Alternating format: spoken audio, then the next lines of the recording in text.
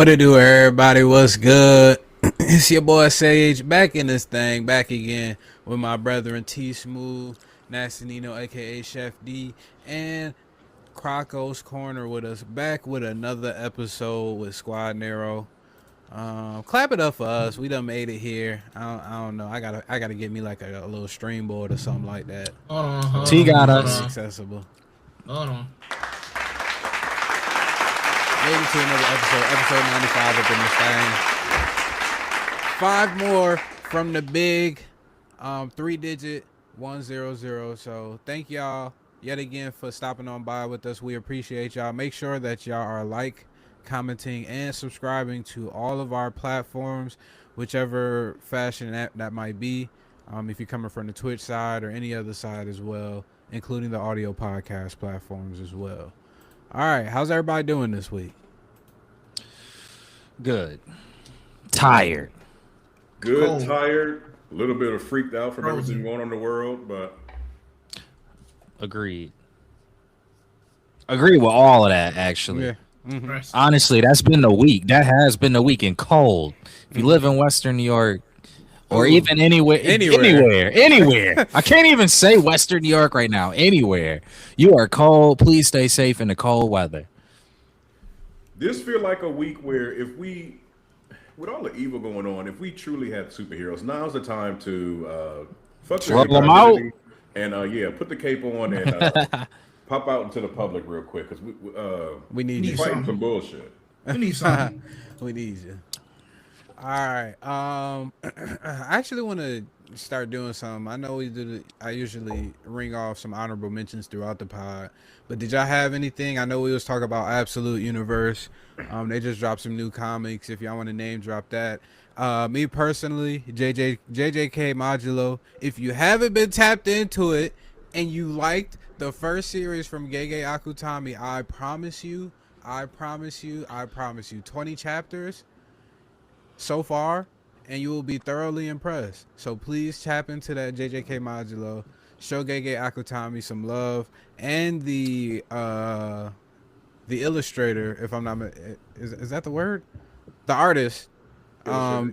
Yuji. I can't remember his last name, but oddly enough, his first name is Yuji. But tap into that JJK Modulo. Anybody else got any honorable mentions?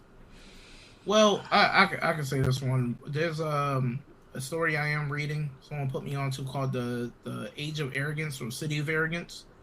It's kind of fire. It's like it has action, little romance, but it's a lot of Unokai reverse. How people are trying to take advantage of other people, and it's kind of like how do I say? I'm gonna trick him to do this, but the homeboy said, "Nah, I'm gonna use you to my advantage for my plan." So it's like,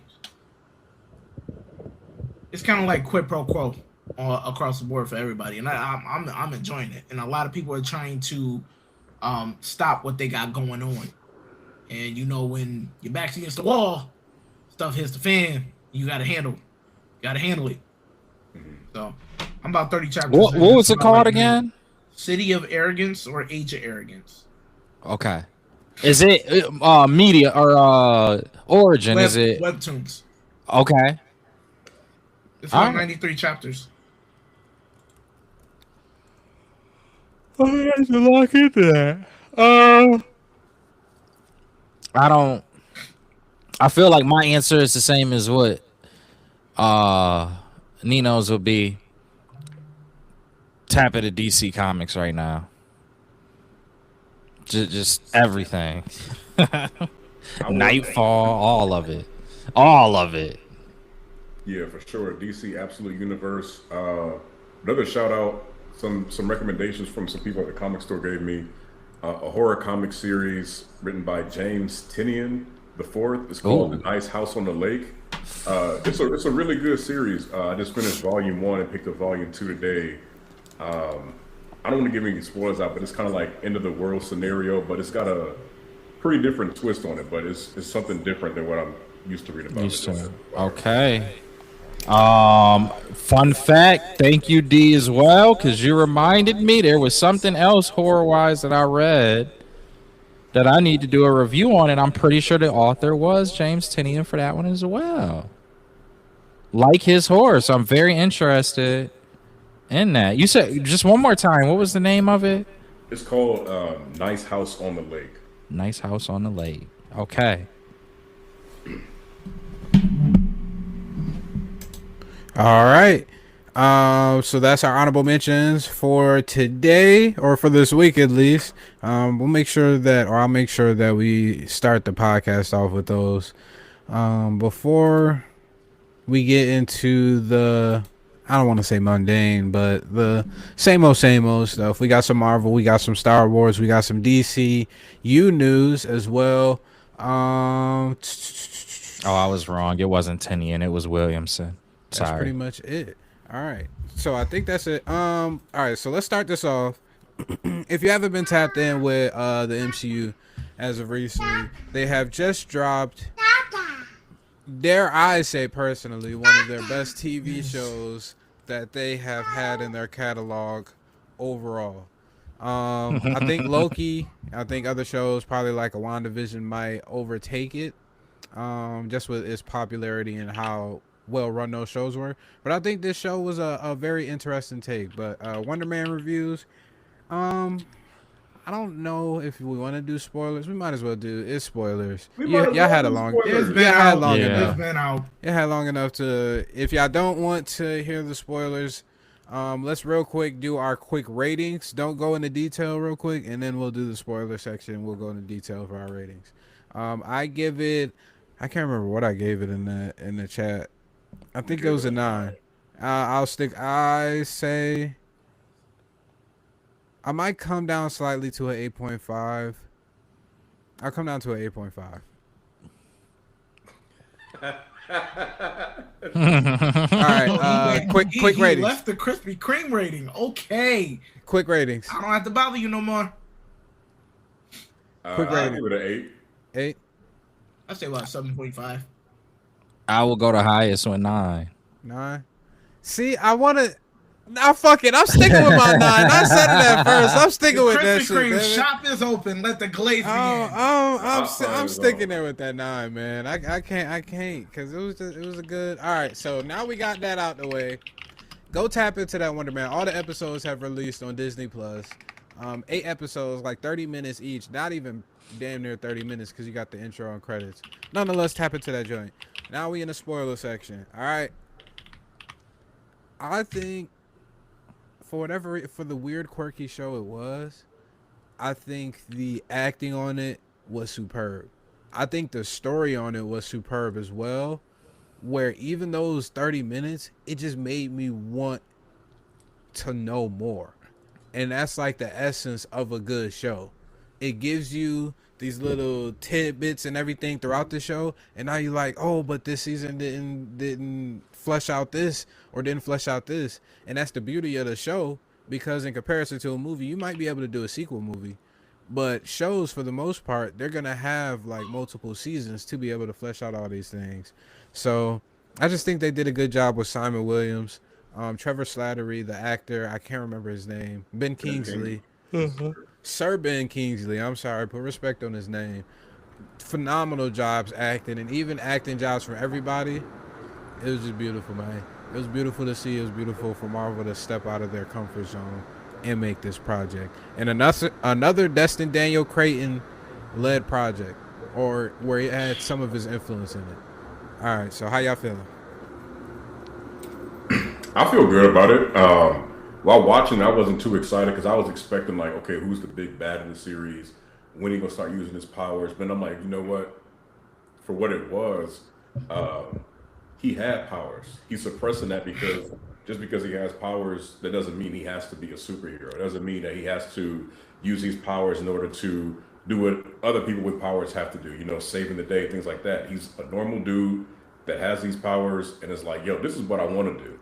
It just so happens that I have these abilities. And then looking at it from that angle, I'm like, you know what? This is actually a pretty good show. The acting, like Rob said, was top notch. I thought the story was good. I thought everybody's character, it didn't seem like some characters were off or anything, or like somebody was shoehorned in there. Excuse me. Like at the end, I did say I had a problem with, well, damn, how did he learn how to fly? Like, but it's a lot of stuff that was, I guess, off screen. We did have a lot of Well, just that was really off screen, how he's able to control his powers or whatever. And then it was just like, that was just my only little complaint about it. Other than that, I thought the pacing was fine. A lot of the story made sense because it was just really like a dude just trying to be an actor and how things worked out for him. And I really enjoyed it. I just gave it an 8 because I was like, okay, with all the time left in the episode in the series, we got like 8 minutes of credits. I'm like, damn, I thought that was time for a little bit more, but I enjoyed it. All right, T, how you feeling? So, like, I enjoyed it. It wasn't perfect. It really wasn't a masterpiece. But at the end, it was like a refreshing, like, type of show that the MCU needed instead of like the same old, like, mundane spin of superhero nonsense. Um, One thing I really liked about this show was it was like a buddy comedy aspect between Simon Williams and Trevor Slattery. Like when you're watching Simon try and become like a dope actor, like you see how he gets molded with the help of Trevor's going through everything. Like it was like Trevor opened himself up to Simon so that Simon can truly see what an actor is. When he stated that, hey, I wasn't the Mandarin, I was acting as the Mandarin, and this is how I got put in this situation. I'm not him. I'm him. In a sense. Like it started to get to the point where it was like the ultimate bromance between two friends, where Simon just couldn't do anything without Trevor around. Which I ain't gonna lie, it was kind of dope, because it was like you see that Simon needed that crutch until you got to that final portion of the episode, final portion of the season when Trevor pretty much gave himself up when he took the place of Simon when he blew that whole studio setup, so that Simon can go on to be that actor, be Wonder Man. One cool thing I really enjoyed was the Dorman episode, that black and white like detour we got. It was shot really well. This is probably my favorite episode of the whole series because it kind of threw it threw it for a loop, because you have this whole seriousness, this buildup of like Simon going through like this whole drama, but then you get hit with the quirkiness of Josh Gad and how the doorman became this he became like typecasted, and all he can do was ding dong, ding dong, ding dong, and you see like what led to him being like that doorman rule policy that no actors can be superheroes, and how that came about from it, since we don't know where Josh Gad is at. Um, Spoiler. Couple of reasons why I like gave it a 7.5. I really enjoyed the satire, how they poke fun at like the superhero industry. It felt like rather fresh in that aspect, but at the same time, certain episodes it felt like they dragged a bit before like the chaos hit. It's like I'm just sitting there waiting, and then boom! All right, you got my attention again. The acting was elite. Like I like the chemistry, like I stated, between Simon and Trevor, Yaya and Kingsley. The villain, Agent Cleary, like he kind of felt like a regular degular like government guy. It didn't really do it for me. I didn't really feel like that they were really a antagonist for this whole thing. Like they was just there. Like they're trying their best to catch Simon, but it wasn't working. The ending, I finale, like you choose friendship over a giant fist fight. It was kind of like a 180 on what we usually get for these shows. I always say I hate the power of friendship, but it is what it is. They had to go with that whole mindset because that's what they've been doing. Simon Trevor, Simon Trevor, Simon Trevor. You can't have Trevor being locked away. Simon has to find a way to get his friend out. And the damage control plot lines, it felt like meh. Felt like there wasn't really much there in a sense, and I don't know. Like while the finale was kind of like emotionally perfect, the logistics of Simon's final escape required a lot of suspension of disbelief, even for a guy who could fly. Like how he was easily able to infiltrate the DODC. Can you please step away for 2 seconds, please? Thank you. I'll get right to you. I'm almost done. Like him being able to infiltrate the DODC so easily with you can't tell me it's not like he had the ability to like change his face up. You can tell who he was. Everyone knew who Simon Williams was, who Wonder Man was. Not no one can really say, "Oh, that's him." I understand people look alike nowadays. Like people say I look like Fred Hammond when I was growing up. Some people say I look like Heavy D. Some people say I look like several other people. But my thing is, it was like he got in there way too easy. If y'all understand where I'm coming from with that. Yes, yes. Like he just walked in, do.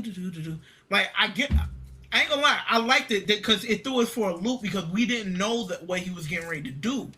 We thought like he's just getting ready for another role and like he's becoming more humanizing. And he went ahead, he helped this guy out so he didn't have to work for the DODC anymore, and he just walked in there with no. I can understand him stopping them from being able to see him on the cameras, but no one that he walked past noticed it was him. That's why I'm like, But overall, I give this like a 7.5. It was solid. I really enjoyed it. It was solid. I'm not saying it was terrible. I'm not saying it was a masterpiece, but it was solid. It was something. It was refreshing. I was not expecting it to be like pretty much straightforward. Like with most of these Marvel shows, there's some twist and turn that you got to deal with. And my only last gripe, what is with the stove incident? Can y'all please, Disney, I need y'all, season 2, explain it. Even if it's 30 seconds, just explain what happened with the daggone stove incident. Y'all kept talking about it during this whole daggone show, and everybody just kept pushing it to the daggone side. I need something. Please, give me something. Because it was rather an annoyance for me. Every time they brought it up at his mom's birthday party, when they were trying to figure out what was going on, like the stuff that he had going on in his back life. Like it's like, come on, son. Y'all keep throwing the stove incident, but we're not getting the full description of it. Did he get his power from this point? Did he blow the stove up with his powers? Like I don't know. Did his dad die from this situation? Because as we see, his dad wasn't there after a certain point when they kept doing flashbacks. So I want to know. Please give me some answers. You know what? That's gonna knock this shit down to a 7 for me. Not a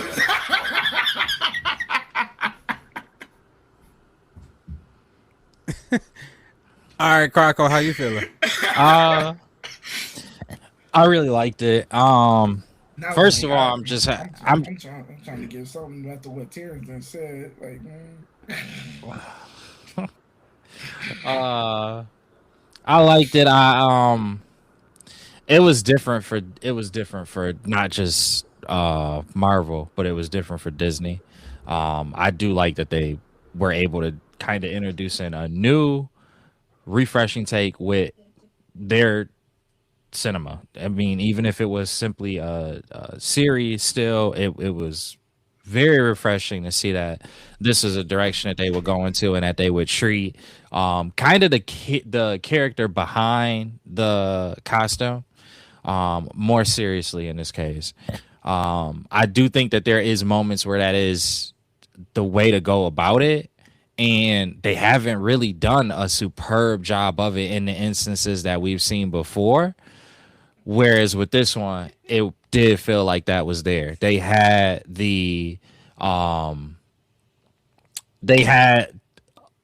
draw behind Simon in this, and how do I put it?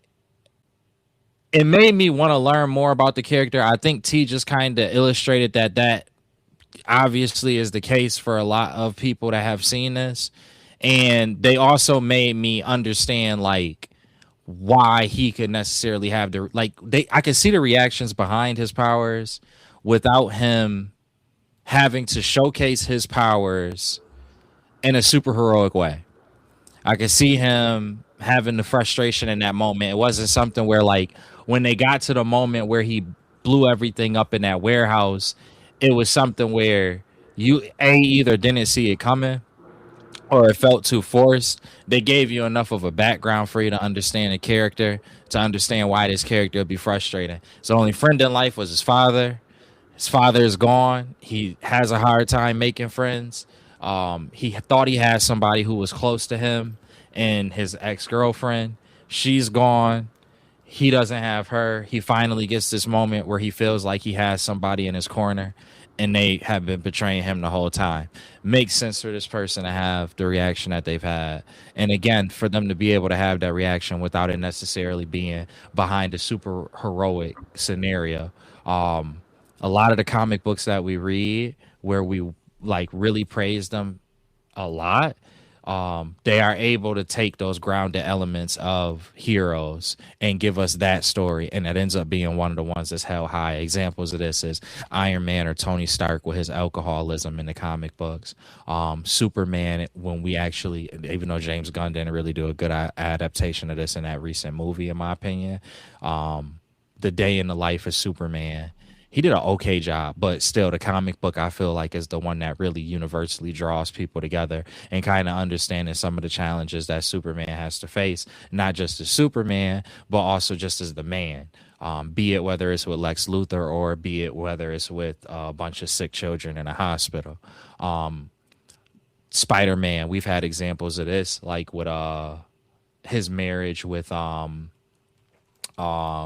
Mary Jane and the deal that he ended up having to do with Mephisto. I can't remember what that story is called. One More Day. Is that it? Okay, yes. I think you are correct. That's what I was thinking. So I think you're correct. We like stories like that. That's the point that I'm just trying to draw. So, and again, if I compare this and if I make a comparison of this with like Ironheart as an example, which I feel like was doing the same thing, it was trying to talk about Riri more than it was trying to talk about the superhero Ironheart. And I just don't think that the execution of it necessarily felt as fluid as Simon Williams' representation with Wonder Man in this case. So but here's the thing: those are two franchises that were done like relatively close to each other, and for Marvel to be able to have that much growth from Ironheart to Wonder Man speaks volumes to me personally. Acting, though, going back to the actual show and why I give it such a high rating, those things are big contributors to it. But I do just think that this was probably the most fluid that we've seen the acting in anything that has come out of Marvel. There's some that I would say are pretty close, but it's just the dynamic.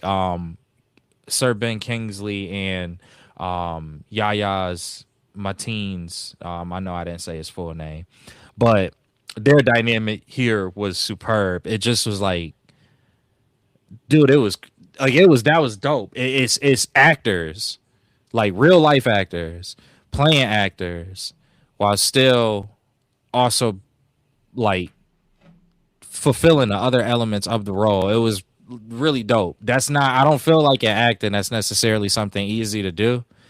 Like there's plenty of examples where we have seen people do it, but I think if we were to talk to those people or ask those people, they would say that can be very challenging to do in the world of acting. I do understand T's point of Department of Defense not really, or whatever they're called, not really being DODC, Department of Damage Control. Damage Control, that's what it is. Thank you.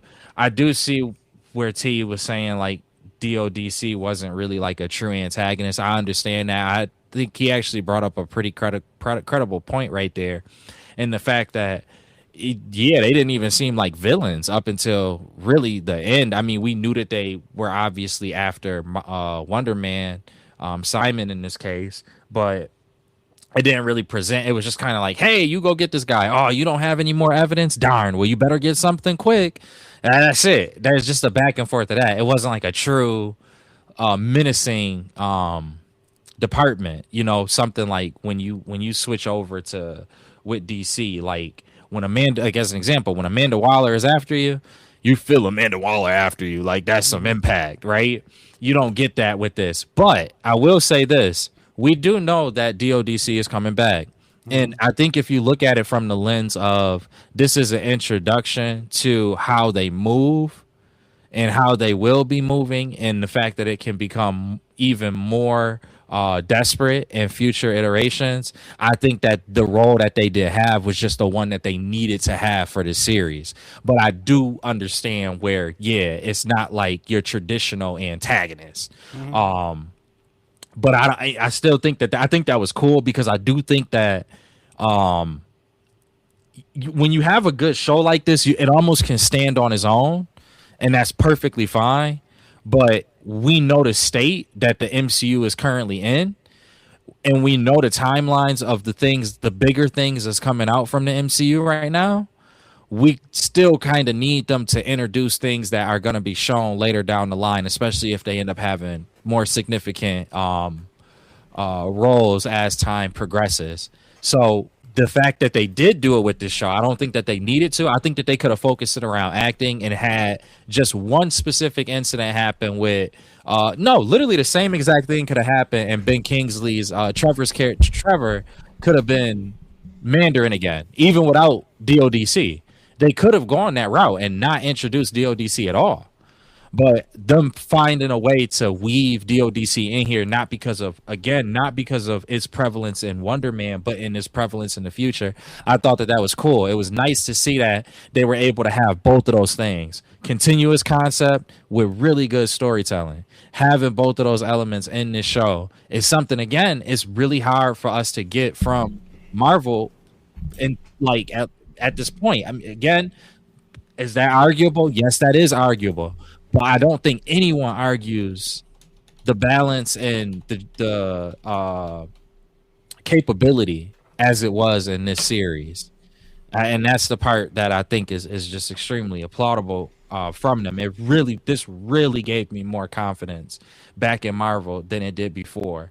I love point that both of y'all didn't, or none of y'all really brought up, but something that really kind of felt good to me. I am really supportive of all things Black and African culture. I'm not into the whole, if it's not Black American and I should have a problem with it or anything like that. I just love anything that is in association with African traditions, African derived traditions, African American, Caribbean, Afro Latin. I don't care what it is. I just love seeing those things, because I feel, me personally, I feel as though those cultural elements are more underrepresented in entertainment, especially American entertainment. So being able to get just a little bit of what could possibly be looked at as a Haitian exchange, I really like that. I felt really good about that. Like, again, it wasn't anything crazy. It was just a cookout and they were speaking some French. It wasn't nothing. It may be some food there that happened to be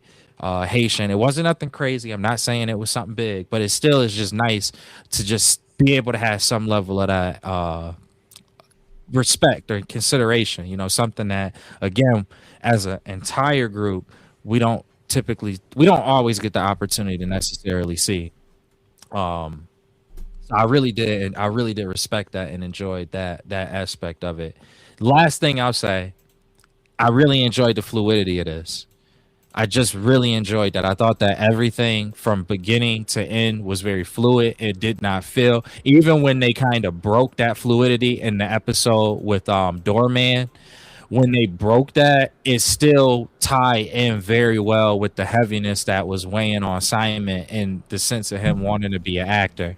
And that was perfectly fine. It gave us the backstory as to why this is such a problem in the first place, but also like that last moment in that episode where Simon is supposed to just be carrying on in that role, and the episode ends with him just leaving. Like, he's watching this video. Soon as it's done, he's like, "Oh, this is what happened. All right, y'all, I got to dip. I ain't about to be able to do this." I thought that was brilliantly done. And and then on top of that, it just was a lot of people who I've talked to or seen. Not I've talked to somebody about this, but I've also seen people commented on this that are kind of in the directing and acting world, and they said it was extremely refreshing as an actor to be able to see. It was kind of like a slap in the like a positive slap in the face in the acting realm, because it was not only a studio taking responsibility but also showing some of the integrities of acting and actors and directors and different things like that on a meta commentary perspective, which that was I saw that. I noticed that. I don't know if y'all was peeping, but like some of the Shakespeare and some of the moment where they go to stop by the friend's house to record the video, and the guy was talking down on what an actor should be, or like what a lot of people may even genuinely believe what an actor should be. And then Simon was saying how he was full of it. And then Ben, as he's walking out the doorway, has that moment where he says, no, this is something that actually is a calling for people. This is something that should be taken with respect and should be given a proper level of respect. That's the same stuff we've been talking about on the podcast. You know what I'm saying? Like, to see them be able to take that responsibility and to weave that in the narrative, that was cool to me too. That's all I got. Real quick before we move on, Rob. Oh, I wasn't. You said what? I said, oh, I wasn't. Okay. I just wanted to do real quick pushback before you go, D. Real quick pushback. I understand. Do not get me wrong. Was the DODC inept in this show? Yes, they were. But if we add the context in with that, they've been inept in basically everything that they've been involved in. In Homecoming, they got their shit stolen by, what's his name? Vulture. No Way Home, Okay. They were supposed to bring Spider-Man in. I think they interrogated him, but nothing came up of that. They pulled up in, I guess, Infinity War, but we didn't really see them. Miss Marvel, they were going after Miss Marvel. They couldn't even do that. The main thing that I'd also say to point to that is in Shang-Chi, we seen Abomination was in that same DODC containment facility, and Wong was just portaling that nigga out whenever he wanted to. So, and they showed it in She-Hulk. Mm-hmm. So if we bring in the context, the DODC has always been inept, but I think it's for a reason. I believe one of y'all brought it up earlier, is that it kind of reminds me of the situation, if you're familiar with Boruto TBV, it's a situation with Code. Basically, it's somebody who everybody poo-poos on. They spin on him, they call him out his name, all of that jazz. They disrespect him, and rightfully so, because he is a POS. But at the same time, it's going to increase just how, just how aggressive he gets, just how crazy he gets in his thought process, and how in the path he wants to go in order to take their goal. That's why it's kind of lining up perfectly with the DODC versus the mutants. At some point in time, we can't get these superpowered individuals. Now they got mutants running amok. We're gonna have to double down. Desperate. We're gonna have to bring in a Bolivar Trask or a Henry Gyrick or anybody else like that, and we need to get aggressive, intense with these niggas. And I think they're building that up to that. That's my only That's a little good 2 cents. point. I still understand y'all though, because they were inept in this show, but I think it's just for a reason. I was just about to mention that. Why? Because I agreed with T, and that's why I said that I was gonna knock it down to a 7. But then I thought about the show. I'm like, yo, if you was really after this dude that you said was this dangerous, why not have an agent on him? Yep. But then once you see at the end, when you see he's talking to that dude and he's like, all right, I got you a badge. You like, I can't do this shit at my job. How you got a government job getting clearance for a fake dude? Then you see it's like they talking, and then his wife is like, you can finally retire from that job. So now parallels of today of what's going on. She's like, you don't have to do that anymore. It's like, you see these DODC dudes are doing it for a check. Like, okay, I got a family to take care of. I'm doing this at this job, but ain't nobody taking this seriously. Simon Williams, if he was really a threat, it should be security clearance. They should know what he looks like, especially in that building. So like Rob mentioned, that's why I knocked it down to a 7. I'm like, I wanted to see the origin of powers too. I want to see like, why is the DDoC or DODC so incompetent and they can't have surveillance on this dude. There's no drones they have. There's no like what's going on. But then Rob mentioned if they're bringing this more cohesive universe, or if they're going to introduce mutants slowly, like bringing them in, they like, okay, we have the DODC and we've got 14 mutants. We got Abomination, but we can't keep him contained. We can't do this and this. Like Rob said, you bring in a Boulevard Trask, or you bring in a William Stryker type of person from the government, or you bring in whatever. Then it's like DODC. Now it's like they not the laughing stock no more. Like nobody's Right. laughing no more once you see mutants getting dragged out their house, and once you got them in containment fields where their powers don't work, where Wong can't use magic to get inside of certain stuff. So it's like now we do have these gripes like, yo, DODC is a laughing stock, this and this, until they get funding from somebody else, until they get funding Right. from funding or someone else takes over, and you're like, oh shit, like, down the line, let's say 4, 5, 6 years from now, that same agent that was there, not he moved up in the ranks, like he taking this seriously. You're like, oh, this shit just really got twisted because in Wonder Man, they wasn't doing nothing. People didn't want to go to that job. They had fake clearance. Nobody knew what Wonder Man looked like. Now they got special suits that work against mutant powers that do this and this, like because they're gonna end up having to be canned if the mutants fight back against them. But Now they got it's the like propaganda too. the propaganda, and depending on like how shit going today, it's like, yo, we got a 80K signing bonus if you want to work for the DODC. Hey, we got this going if you work for DODC. Like it's gonna be a moral type of seesaw. Like, do I want to go and fight and capture these people that got superpowers that they don't know they got superpowers, or they on our radar? What we gonna do? Or do I want to be able to take care of my family because they offering this signing bonus and I can make 250K a year by doing it? So to hell with them. I got my family to feed or whatever. So Yeah. off with them, and we gonna take them. Not even in the U.S. This containment field. We got this whole island where we gonna keep these kind of people and do all this and that and run experiments. So it's gonna be like that. That could be a good show if they go that route. But I'm gonna keep it at an 8. Thanks to Rob on that pushback. They was doing so bad. Keep in mind, they was doing so bad for a prison that they was about to lose funding. That's how inept that they job that they was doing. They got excited to get an actor who played the Mandarin, never did any terroristic activities,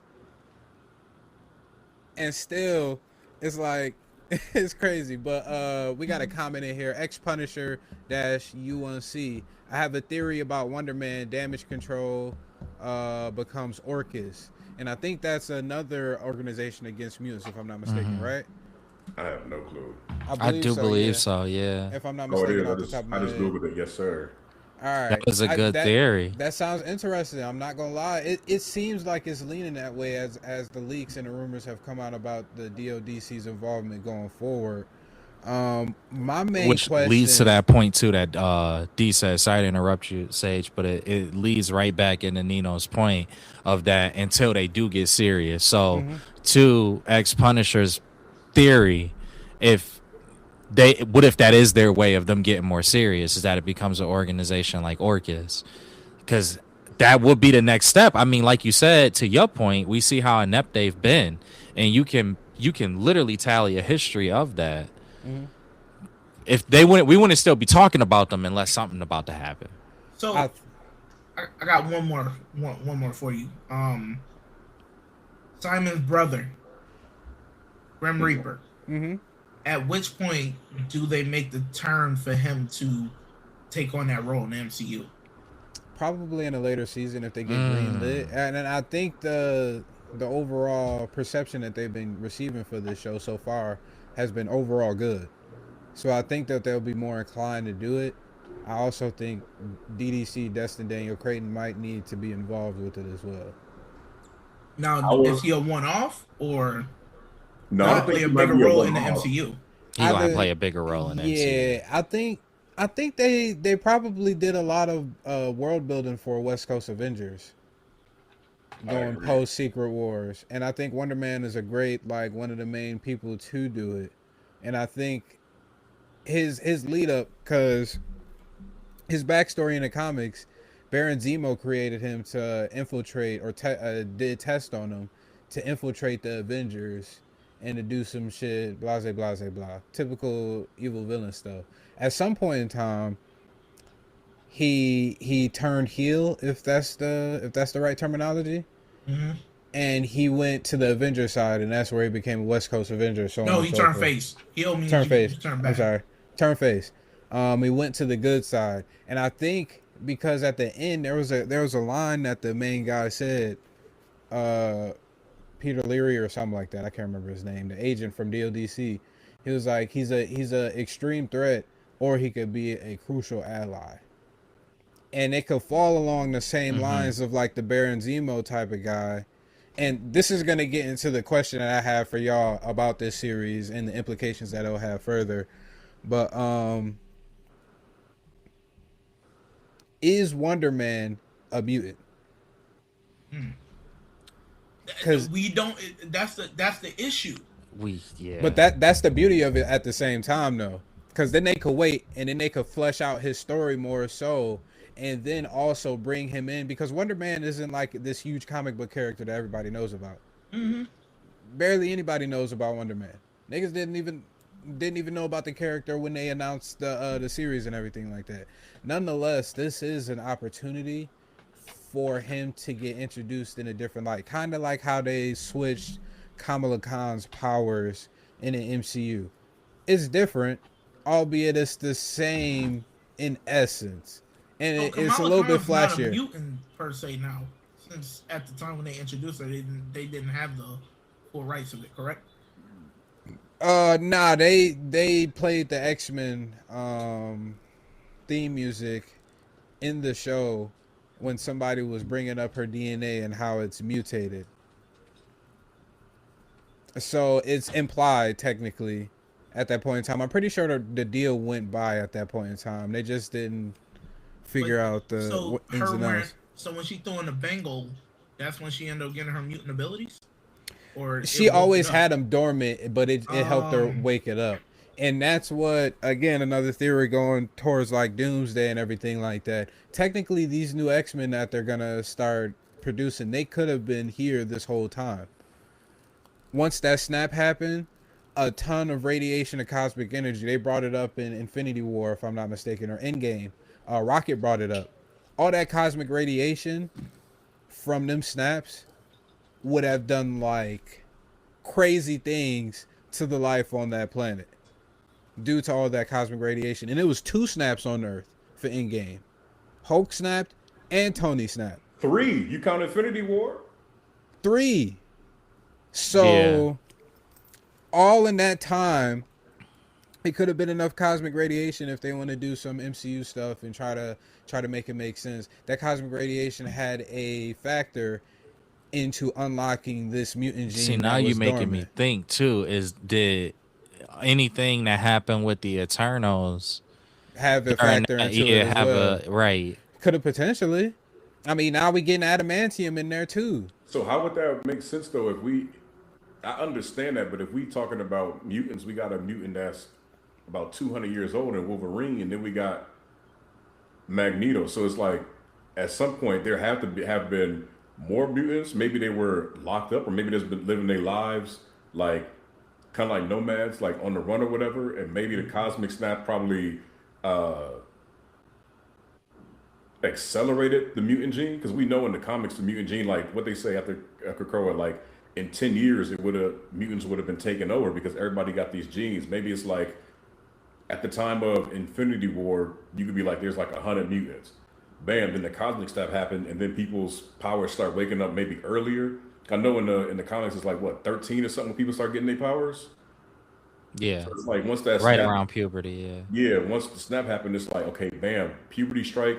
Now people getting their powers, or now people just now like they might be a little bit here and there, but now the powers are actually like something they can actually use. I think that'll be dope. I think to answer your question, Rob, I do think they're gonna have Wonder Man be a mutant in a sense, they're not having his origin with the Baron Zemo angle. So having him be a mutant, Kamala Khan, because that would explain like once the stove happened, he was what, like he was like prepubescent or whatever. I think he was like a 10-year-old or whatever. Yeah. So it's like that explains why there's so much secrecy around it. Like it was just a house fire. But now all of a sudden it's like, okay, how many house fires or how many things happened in the '90s where people just like, well, that's what happened. People kept it under wraps. Like, I don't want this getting out that I could do this, or maybe this happened. So I don't know how they're gonna play it. His story is super mutant coded. Like it reminded me of Robert from X-Men '97, the recent season, Sunspot. Yeah. It kind of reminded me of him because he didn't want to show off his powers because it would have impacted his personal life. Same thing as Wonder Man type of thing. And like some tragic incident happened, probably when his powers flared up. All of that jazz. It's super mutant code. So I'd be surprised if he wasn't. Then the other angle to it as well that we can't forget is that we really don't know how much this whole thing with Doom and his battle world and all of that, like how much that's going to play. Like, because when you said Wolverine and Magneto, and I'm thinking, yeah, those are very dated characters that you really can't do much about without changing the entire origin. We could end up seeing, as an example, we could end up seeing that there's people on this battle world who it's like a time, like instead of like when we think of battle world, that's where I think, I don't know, it may be different. We've been doing all of this stuff with the timekeepers and all of this. Battle world might not be the same like battle world that we saw in like Hickman as an example. It could be a kind of a time displaced thing where the catch up of it all occurs after Battle World, but for certain individuals in Battle World, you may have been in another period of time. We already know that Doom is kind of going for this whole medieval thing with where he is. You could that could be a play on for different things. It's not just that the world itself that's encapsulated in Battle World is different from another area of Battle World, but it's also time displaced in the sense that it takes place at a different period of time than the other periods. So you may have some that are more futuristic and some that are older. And then on top of that, again, you kind of got a justification for that because of the Fantastic Four, where you had like this, it's like weird, right? It's like in the future in terms of their capabilities, but aesthetic wise, it's like the 1940s or like the Jetsons. So that it makes me think that that's probably going to be the like nail in the coffin of it. And anything else that they can explain that is dated by that comes into play with aging and such. You had that Celestial in the water for centuries. So you could tie things back together with that. He was polluting the water. It's not exactly what I would necessarily see coming or expect. But if you needed a quick little cop out, mutants were drinking contaminated water for generations and generations, centuries. Yeah. And that ended up also having an impact, and the snap was kind of the finality. I also don't think we're talking about the main mutants here, like the ones that we're thinking about, the Wolverines and all of that jazz. I think they're introducing like the Wonder Mans, the potential mutants, the Miss Marvels, who she was introduced as an Inhuman at first, and then I believe got retconned and turned into a mutant. The Namors, the mutants that you know are mutants, or the characters that kind of had like a gray area in regards of if they were mutant or not, type of thing. I do agree. I think we're gonna get a lot of those characters, and then at some point, and I think they'll wait, and then after Secret Wars, that's when that's gonna be a really big test for me too with Marvel. Is like, how do you introduce characters like Magneto or Wolverine or the easiest choice is Fassbender, man. Easiest choice. But it's not necessarily the actor that I mean in reference to that either. I just mean like you weave it into this larger world. How do you introduce those characters? I don't think that is impossible. I think that you guys brought up a lot of great ways just now of how that'd be possible. But if they do that correctly, that's why I told you, bro, I really do feel like the next saga is the one that's gonna make me like, okay, you need to be invested in Marvel going forward by how they execute things early off, because I imagine X-Men not gonna be long before we start to get them. I just can't see that, even if you do introduce more obscure mutants to begin with. If the OG cast, or at least some of the OG cast members, not going to be far behind. I don't think so, at least. I would say one thing. I think so because all mutants not really tied to the X-Men, right? So I see they can go that right, that lane. But at the same time, like we saying, like I would love Michael Fassbender as Magneto, but it's like if they're really going to give us one solid timeline, what period is that going to be set in? You know, because it's if they do it like in today's time, and if they explain that mutants might age at a slower rate, or Magneto might age at a slower rate because of his ability to control the electromagnetic spectrum, or they give him something or Professor X like that. But it's like, but today's time, it'll be easier to track mutants or whatever. Are they going to bring it back to like let's say the 90s, where it's not everybody got a phone, everybody not looking for attention, everybody not recording everything? Is it going to be set in the 60s, late 60s, or maybe the 70s, or maybe the 80s? It's like, what time period is this new universe going to be set in? Because if it's present day, That's a good question. it's like, bro, present day Magneto going to be like 100. But I that think the depends on easier- Battle World though too though, because again, if it's something where they start to introduce characters where they have this dilemma in Battle World, then like I give you an example. I don't think that's why I really just don't believe that this is going to be a typical Battle World. I think it's going to be very unique to the MCU.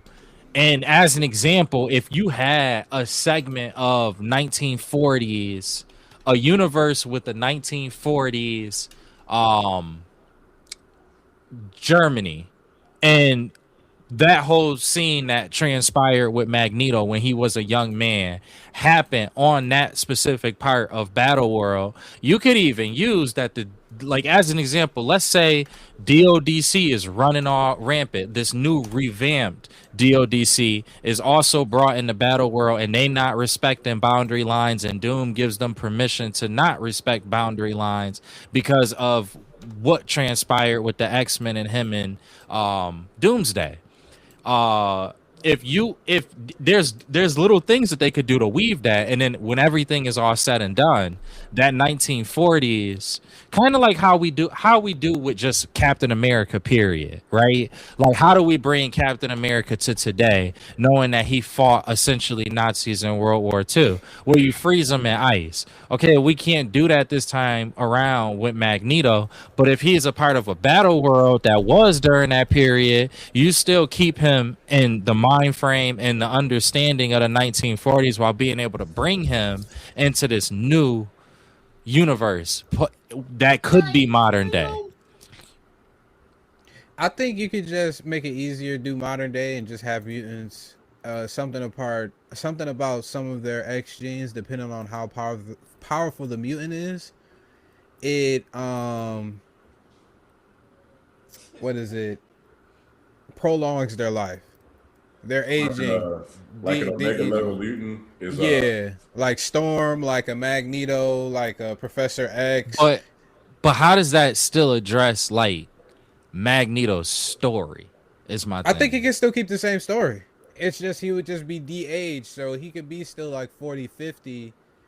So what caused the mutant power if it wasn't? So then the snap couldn't be. No. For Secret Wars, I think they're gonna redo all of that stuff where mutants were already there. Okay.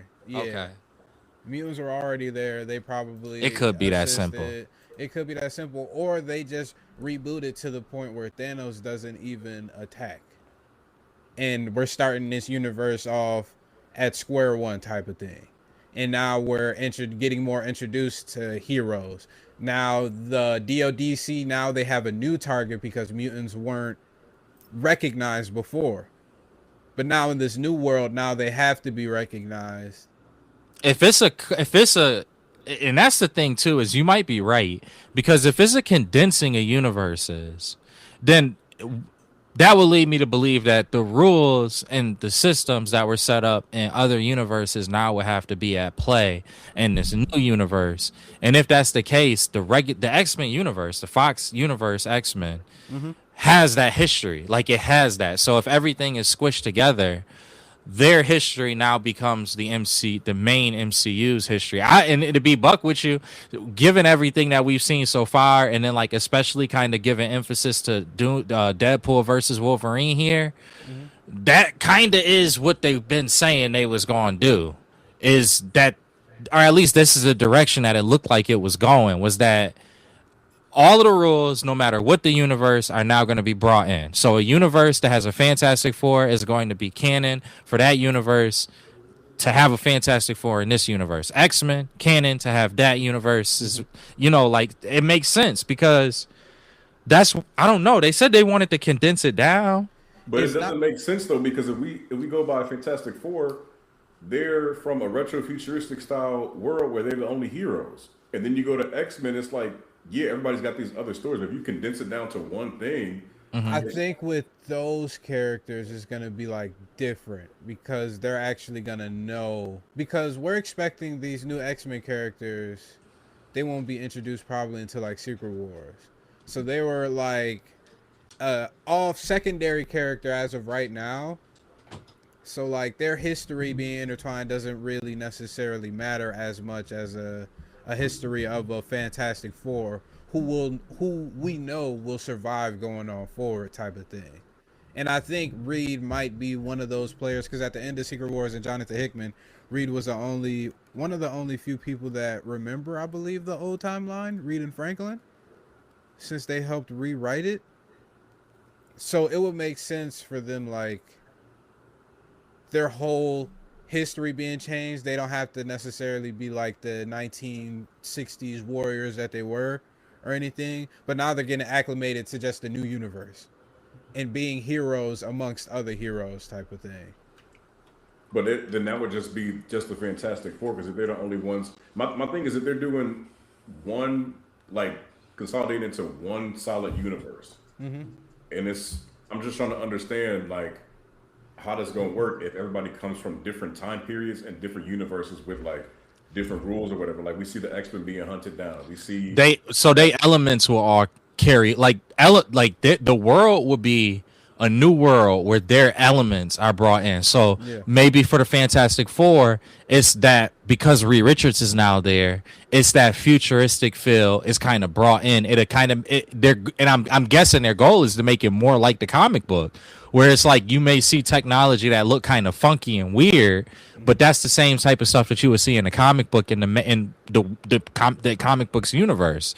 So I think in the MCU, we didn't see that much that was totally different from the Fantastic Four. We had the style that was like 1960s Jetsons, but at the same time, I'm saying we can't just be like, oh yeah, we're gonna bring in this retro futuristic style to the MCU. That's only just 4 characters experience that. Oh no. No, So they're gonna be picking and mass choosing. change, right? It's gonna be little nitpick things, and like for the X-Men, I think the nitpick thing is the history.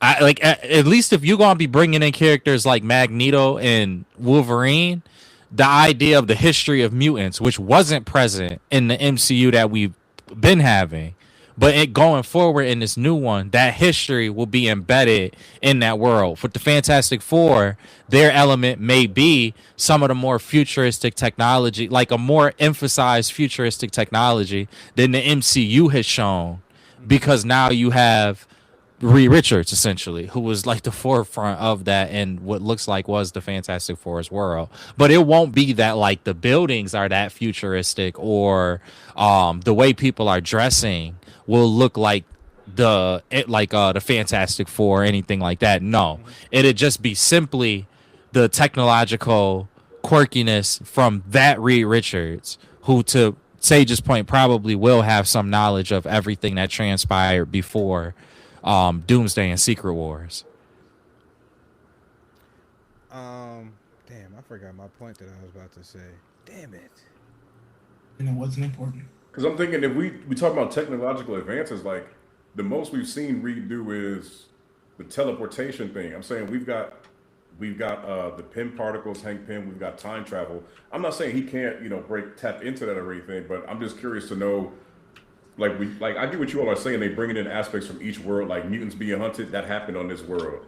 Spider-Man going through his stuff. That happened on this world. It all happened in one Time Lab, I'm trying to see what they're gonna have as canon as far as all of it. Because if they're gonna keep things canon, it's like, well, damn, what about this? If we merging everything together and everything is canon, the events of Eternals has to have some huge impact on this universe as well as this scroll invasion shit. So I'm trying to figure out like, are I they think that's what we'll see. are they take? I didn't know if they were going to take like bits and pieces, like in this new world, Supposedly, yeah. not squirrels, but scrolls and not immortals. What's these niggas' names? Eternals. Yeah.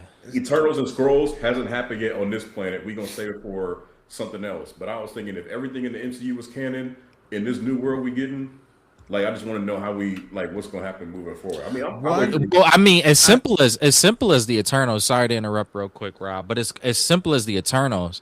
All you really got to do if you want to add mutants and keep a basis on that, there was a third group created, which is what happened in the comic books. You had the Deviants, you had the Eternals, and then you had the X gene modified humans. So it would just be in this new universe, the Celestials actually did modify the genes within those humans, whereas in the MCU that we have that's already had the Eternals, it was just the Deviants and the Eternals. So it just would be all you got to do. You can have that exact same story. All you got to do is add in that element, and then boom, now you can have a history of mutants. That's why I think they're to piggyback on that. They're just picking and choosing certain elements that they want to bring over. We don't got to do a full continuity of the Fox X-Men universe and everything, all the bullshit that they went through. Because some of these characters probably won't even be a part of the Fox X-Men universe that officially stay over here after Secret War. Yeah, I honestly hope. I know they do on Wolverine, but I honestly hope none of them really do. You can pick and choose, and then you have a baseline, just like in the comics, where certain factions of heroes weren't helping other factions of heroes because they were dealing with their own unique villain at that point in time. The mutants didn't help the Avengers during the Thanos event because the mutants were getting hunted down by Sentinels at that point in time after the reset. And that's the new history of the situation. And the Eternals were instead fighting the Celestials about taking down the mutants. And that's what happened in the Eternals when they came to Earth and when they were activated in the movie instead and all of that jazz. That's why they got some ways to be able to rework this to make it a little bit more easier to digest. And I think that Eternals movie will be important down the line because we've been getting a lot of speculation about Marvel wanting to do an Axe level event, Avengers versus X-Men versus Eternals. And this is their opportunity now to get a different Eternals cast that might not cost as obscenely as much as it did before to get Angelina Jolie by herself, and rightfully so, and all the other actors and actresses that they got on there. But they have a lot of room. They have a lot of opportunity to work with. We're not going to be able to know until they do it because they can make some changes that we could have foreseen, and then they can make some changes we like, what the fuck is that? And it end up being good down the line or ass. So because I was about to say if they gonna bring the back with somebody, I think it'll be Professor X and Magneto, and let these new people be some relatively unknown actors and actresses, and that way they can build up that notoriety or whatever. Because like you mentioned before, I think if they do have this world where I know we on the topic for a minute, but where there were other mutants, like you said, someone like a Magneto, someone with these type of Omega level powers, someone like Wolverine, Sabretooth, someone with a healing factor that can be tracked down or hunted down by a secret sector of the government that noticed that some people have powers from something that happened back in the day or whatever. And it's like only the strong of these mutants survive, whereas only like, let's say like 20 of them, or 5 of them or whatever. And then once the snap happens and this gene is going up, then you can see Magneto reemerge or Professor X emerge or something. I mean, it'll be interesting how they do it, but I just hope it ain't ass. That's the only thing I want. Yeah. Hope it's not trash. That's very understandable. I actually forgot something that just came out recently, if I'm not mistaken. Did we go over that Daredevil Born Again season 2 trailer? No. I don't No, think we we didn't. did. I put it in the podcast notes. I got We're the link not up gonna there be too. able to play that because it has the Childish Gambino song on there, so we will get flagged for copyright. All right, well, did everybody see it though? No. Damn. We can mute it then. Yeah, just mute that hoe. Y'all just gonna have to watch on your own because it's gonna be muted on the stream. Oh yeah, in fact, we'll just watch our own and talk about it later then. Niggas will be like, why they watching this on mute? I feel like niggas would be able to understand. Then we could talk about it in the midst too. We can play it on it. What did y'all think of season 1 though? Huh? What y'all think of season 1 of Tornado? Season 1 was cool. They had so much influx where I understand the disconnect within the season, so I'm probably a lot more forgiving because I understand that point.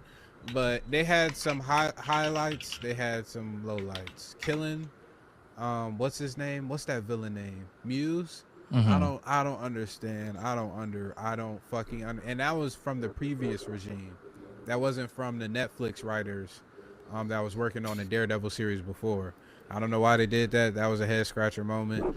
Some of the other things that the old regime was just fucking up, but now they got the new regime, so I'm excited. Or the Netflix regime, some of the people from there working on this full season 2 of Daredevil. So I'm hoping that it's a lot better.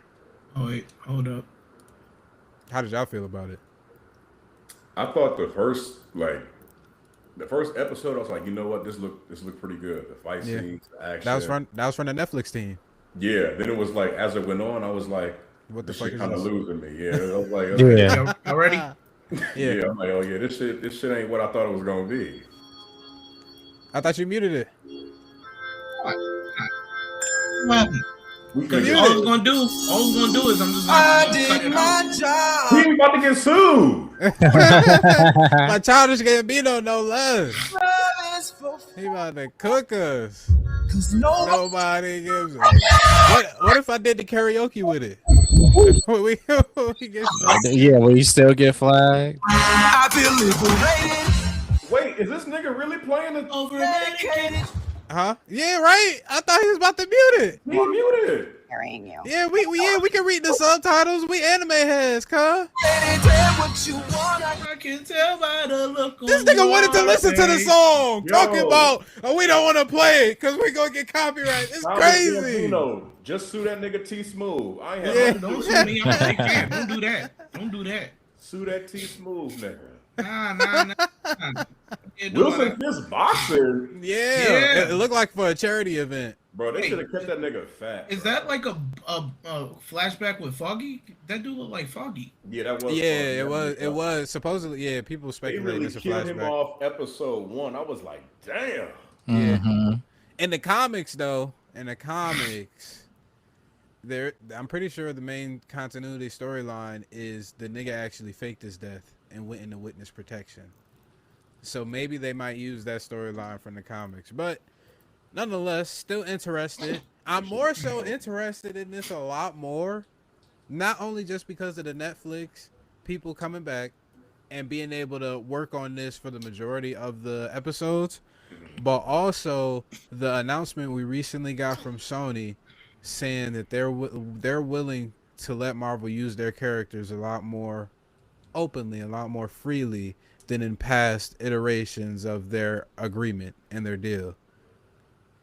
We very much have a possibility now, I feel like, I truly believe, where we could possibly see a Tom Holland Spider-Man make an appearance.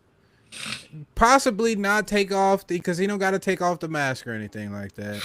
But you could have a body double, and you could have Tom Holland record the lines or something like that, and he could show up, and now we could see a Daredevil now in this new Spider-Man movie. Because I'm sitting here thinking about it, and there's no way in hell that Spider-Man and the Punisher is going to be able to take care of a Greyhawk. I love Spider-Man by themselves. I love Spider-Man. Spider-Man is powerful as hell.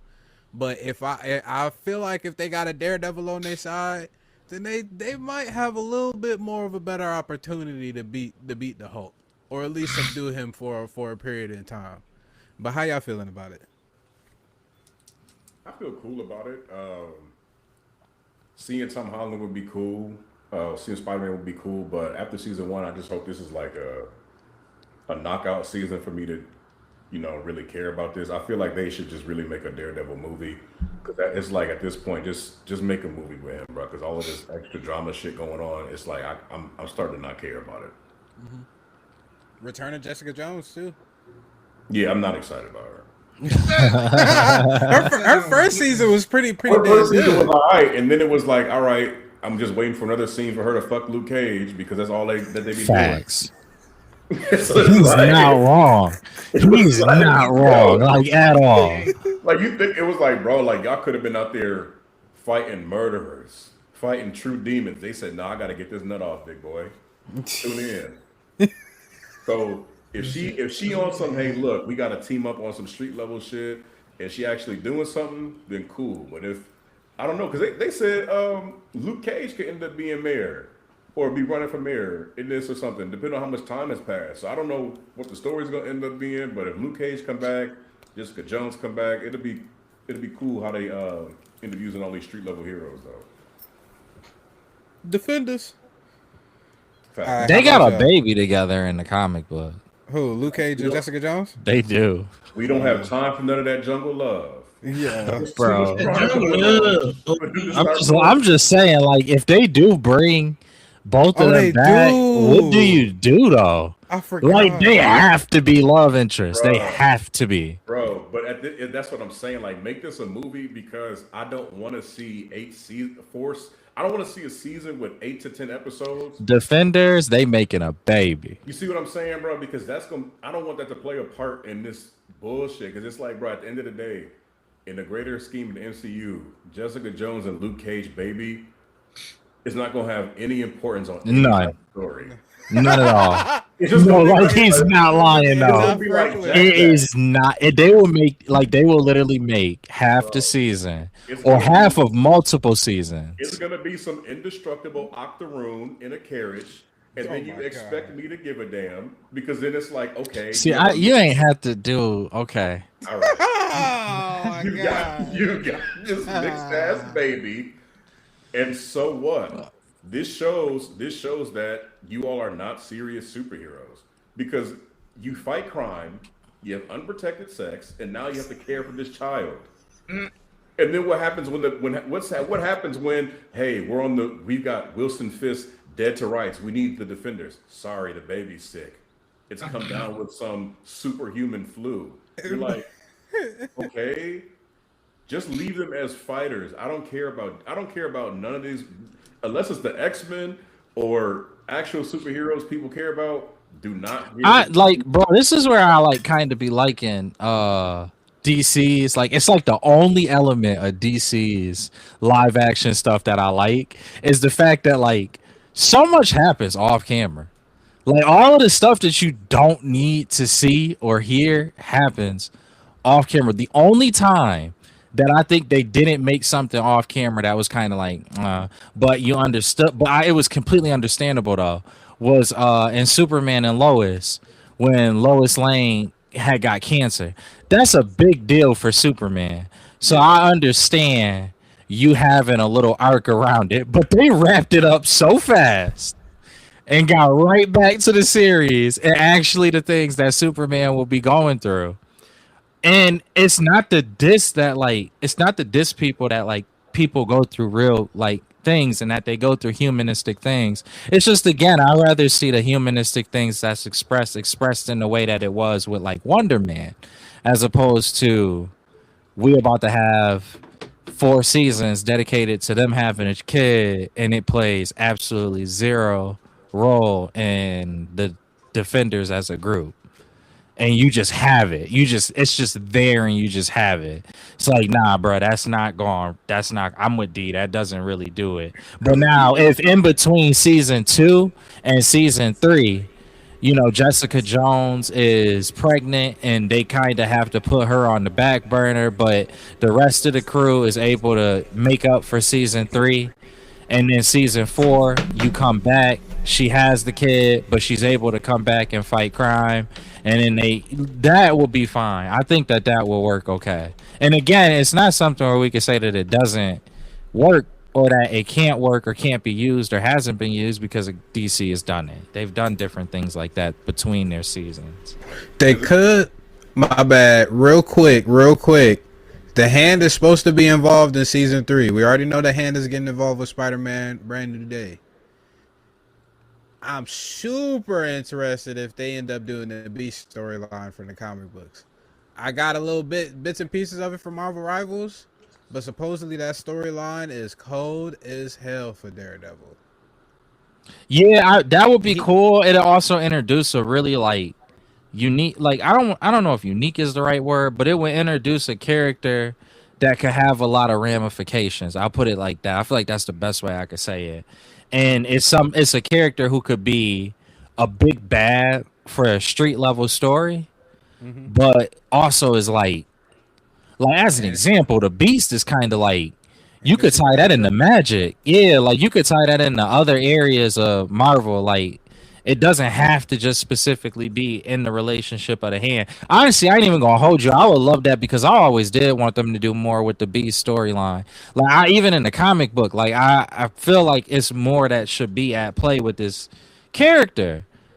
Like I genuinely don't think like I feel like for the way that the character is explained, that character should be talked about more. Like that character should be a threat in more instances. And it just don't feel like it is. It's just tied to the Hand. I think that'd be dope. Also, I wanted to double back, Sage.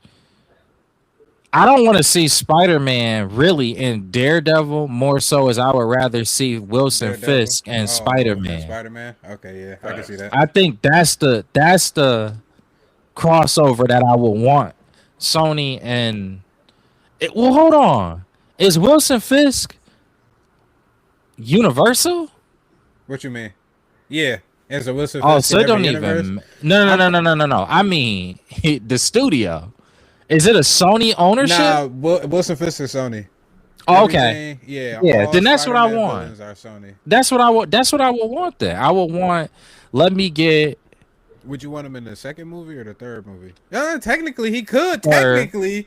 Technically, he could be in this. Wait, is this the second? Is this the first or second? Because supposedly this is the first First, one of the new trilogy. the second one, dude, with Dustin Daniel Creighton coming back for the next movie, he's shown us his range.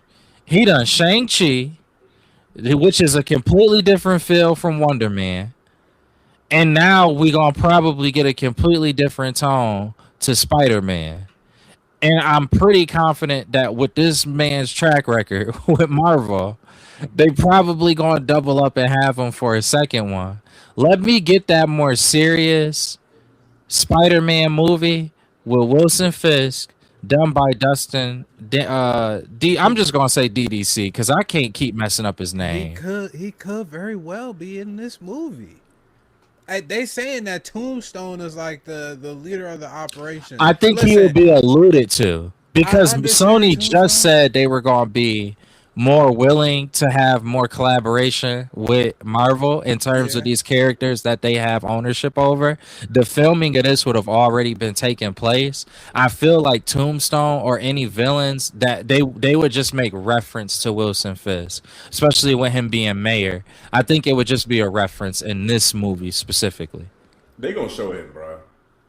On a TV screen or something. I think he might be. I think he might be like the hidden villain. I don't think he's gonna have a role. I could see them showing him, but I don't think he's gonna have a role in this movie.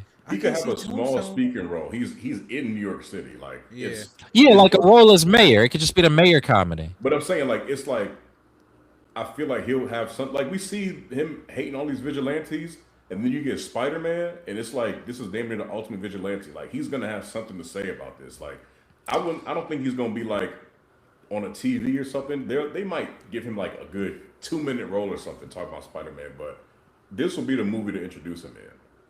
Because if we get Grey Hulk and Punisher, Wilson Fisk gonna be like this. This one I'm telling y'all about. Like, that's fair. I can see him doing a press conference. I just don't see him having a prominent not a prominent role, but he's definitely gonna be the way I'm thinking. Yeah, he's got to be somebody that has some type of speaking role in this movie. Because is it fair then at that point depending on what happens between now and Spider-Man 2, does that bring up a fair enough reason to make him the main villain of 2? They have a lot because we still got to do Venom. Are we gonna package Venom and Kingpin in the same movie? Man, we gonna have to bring in Norman Osborn at some point. We still got to do True. Norman Osborn too. 4 movies and no mention of the Green Goblin, nigga. 3. Yeah, Is it movies? 4 movies or 3? Movies. 3 movies. It's been Bro. so far. And he got 6 movies total. You got to bring in Norman Osborn at the end of this shit, or in the next one. Like Wilson Fisk can wait. He can just be like the nigga for all street level people. Like he's gonna have something to say, but you got to bring in Spider-Man's #1 villain. And it's been something that they still have yet to produce from Sony, which we all know they've been trying to produce, and that's a Sinister Six versus Spider-Man movie. They technically did it in No Way Home, but that's 3 Spider-Men. That's a completely different. Yeah, that ain't count at all. Bro, they about to Sony about to work out a deal. Sony about to work out a deal with like Tom Holland. Is going to be doing 6 more movies in exchange for Zendaya being the next Disney princess. Yo. So that way, $1 billion. they gonna have to figure something. They're gonna be talking to Disney like, listen. By the 6th movie, he need to have a Sinister Six film. Like, yo, introduce. We already seen a Doc Ock. So it's like, what villains they? But like, do you just kill those? Like, I don't think I want to deal with having those characters killed off again or like reset again. I don't think they're gonna get killed off. I think that Marvel learned a lesson. And you can't keep doing superhero films. Can't keep doing it. Killing the damn villain off. Thanos could have been. But like, how do you introduce another Spider? Miles Morales? Just no Peter Parker. No, Yeah. It's Miles Morales. Because Tom Holland only got 3 more movies. he could be peppered in to a point where it's like, yo, Spider-Man, like on Tobey Maguire shit, like, yo, like I've been Spider-Man since what, 2017? It's like, yo, like I found a girl that maybe it's not MJ, maybe it's another Jane. I want to settle down and not have his life. That's something he could be going through, or he could be abroad doing something. And it's like, hey, Miles, you're still going to have so you say Miles is going to take over the Spider-Man role then? Bro, after 6 movies, I agree. I get it. I do. Nigga, Iron Man didn't even get 6 movies. I know. I don't disagree.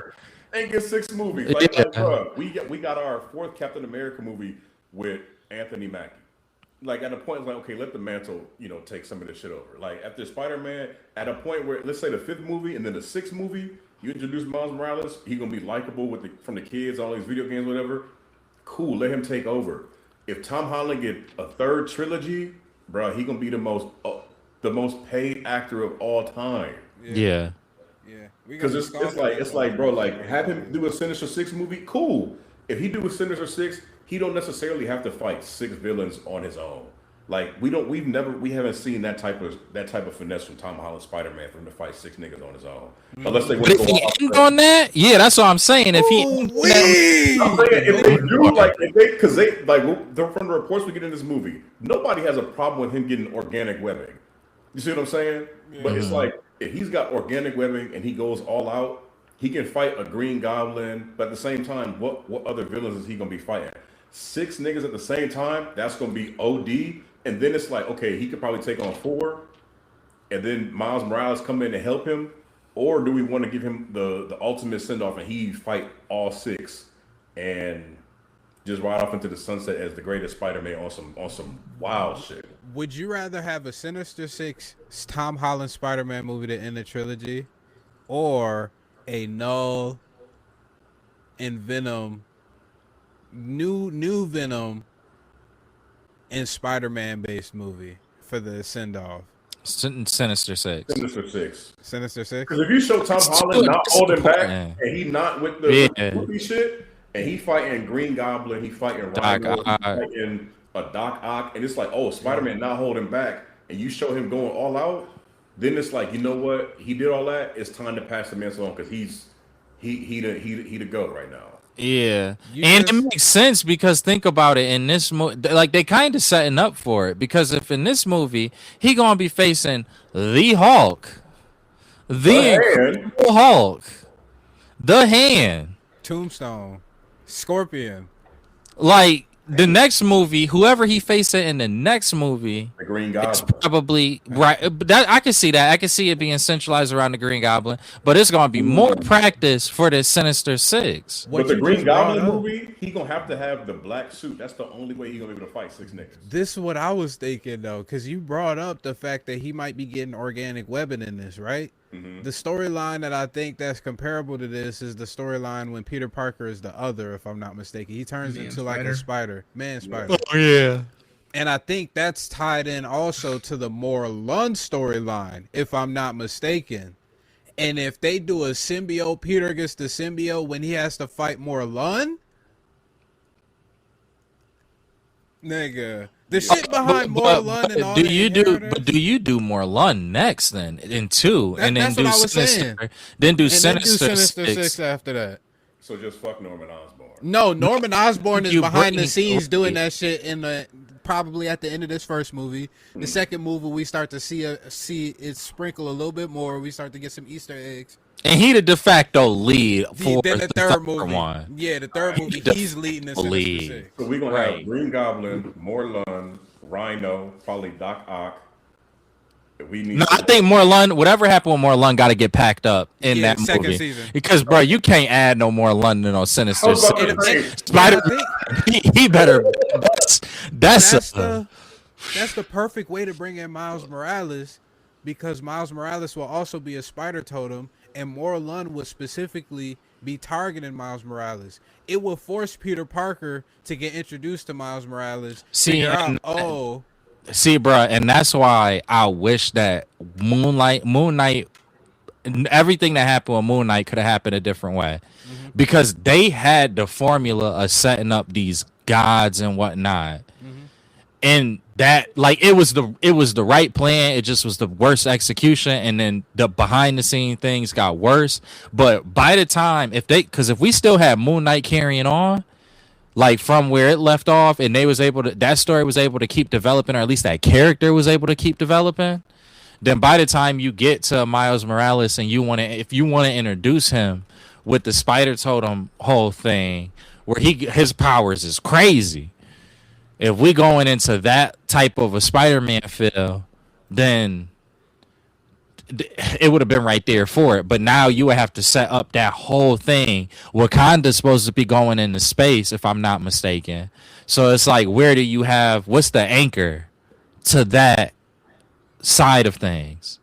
They could do Storm if they like go that route with the X-Men, since this will be like kind of colliding with the X-Men.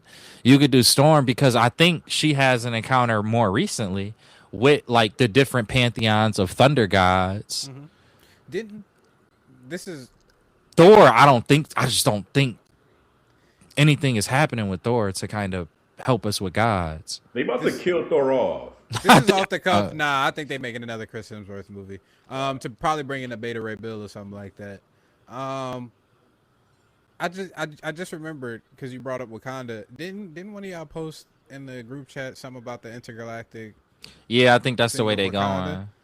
They going? I'm not privy to that storyline, so I'm interested in how they do that. I think it'd be great. Here's the reason why I like it. I don't really love that storyline. It's kind of boring to me, but which a lot of people would say that's blasphemous, and I understand. It just was to me. But what I do like about it is you could get everyone. It's an intergalactic empire. So when you start talking about intergalactic empires, now you got to start talking about things like the Shi'ar Empire. You have to start talking about these different things. So if they want to use that with the intergalactic Wakandan force to give us these introductions into these other, because I really want to see Gladiator. I think especially with them bringing in heavy hitters like Wonder Man, heavy hitters like Sentry. And we opened the door. For now, you got to have people who can at least be toe to toe to them to some extent. Yeah. So is that So now it makes sense. It's like, well, don't just go get one. Don't just go get like a Wonder Man. You need to also go get like a Blue Marvel, or you need to also go get like a Gladiator. You got to get some people who can. Black Panther movie would be a great place to introduce Blue Marvel. I'm not even gonna lie to you. That's why I would not be shocked if we end up getting Vulcan at some point, especially if the intergalactic areas start to get touched on. That makes me wonder that if we bring it into X-Men while at the same time Wakanda is introducing us to a larger galaxy in the next saga. Well, when I put those two things together, that makes me think Shi'ar Empire will be somewhere in play in this next saga. And because again, X-Men is the theme, that's making me think about Xavier's ties to the Shi'ar Empire. Yeah. So if that's the case, that's making me think like, okay, again, if we already opened the door to heavy hitters, I didn't even mention, but I think you just did, Sage, Franklin Richards as well. I mean, if this boy is growing up and he exists in this universe, that's another insanely powerful person. So it make me think people like Gladiator come into play. It make me think people like Vulcan come into play. I don't know how far that goes. If they start, if we end up expanding to Captain Britain and that ends up being mentioned, then now it's like, okay, do they introduce a person like Mad Jim Jaspers? I don't know.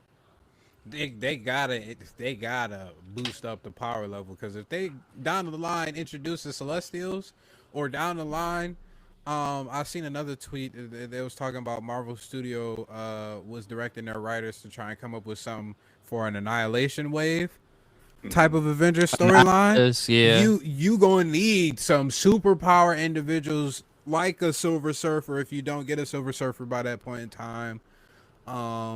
If we intergalactic, that makes sense for a Nihilist to be a bad in this next saga. We definitely getting the Nihilist. They teased that shit in the Fantastic Four. Oh, they did? Did they? The way Johnny was ready to sacrifice himself. Oh yeah. Oh, okay. The Nihilist in the storyline. comics. So it's like he's gonna be the one to do some shit later on, like how Iron Man was ready to sacrifice himself and send that nuke up to space, and then at the end he was really the one that sacrificed himself. It's like, bro, I feel like they're gonna cook, but I feel like they do it in the right way for sure. Because that Shi'ar Empire shit, the Xavier, and that's one thing I was gonna say. With Charles Xavier having a secret X-Men team of the brother from the nigga that's on his main team, it's like, yo, we trust you, but you really a shady nigga. Mm-hmm. Like the X-Men movie's really gonna be kicking the gear, especially if they got the Wakandans with the intergalactic shit. It's like, bro, they primed for some $2 billion lineups. Yeah. Right.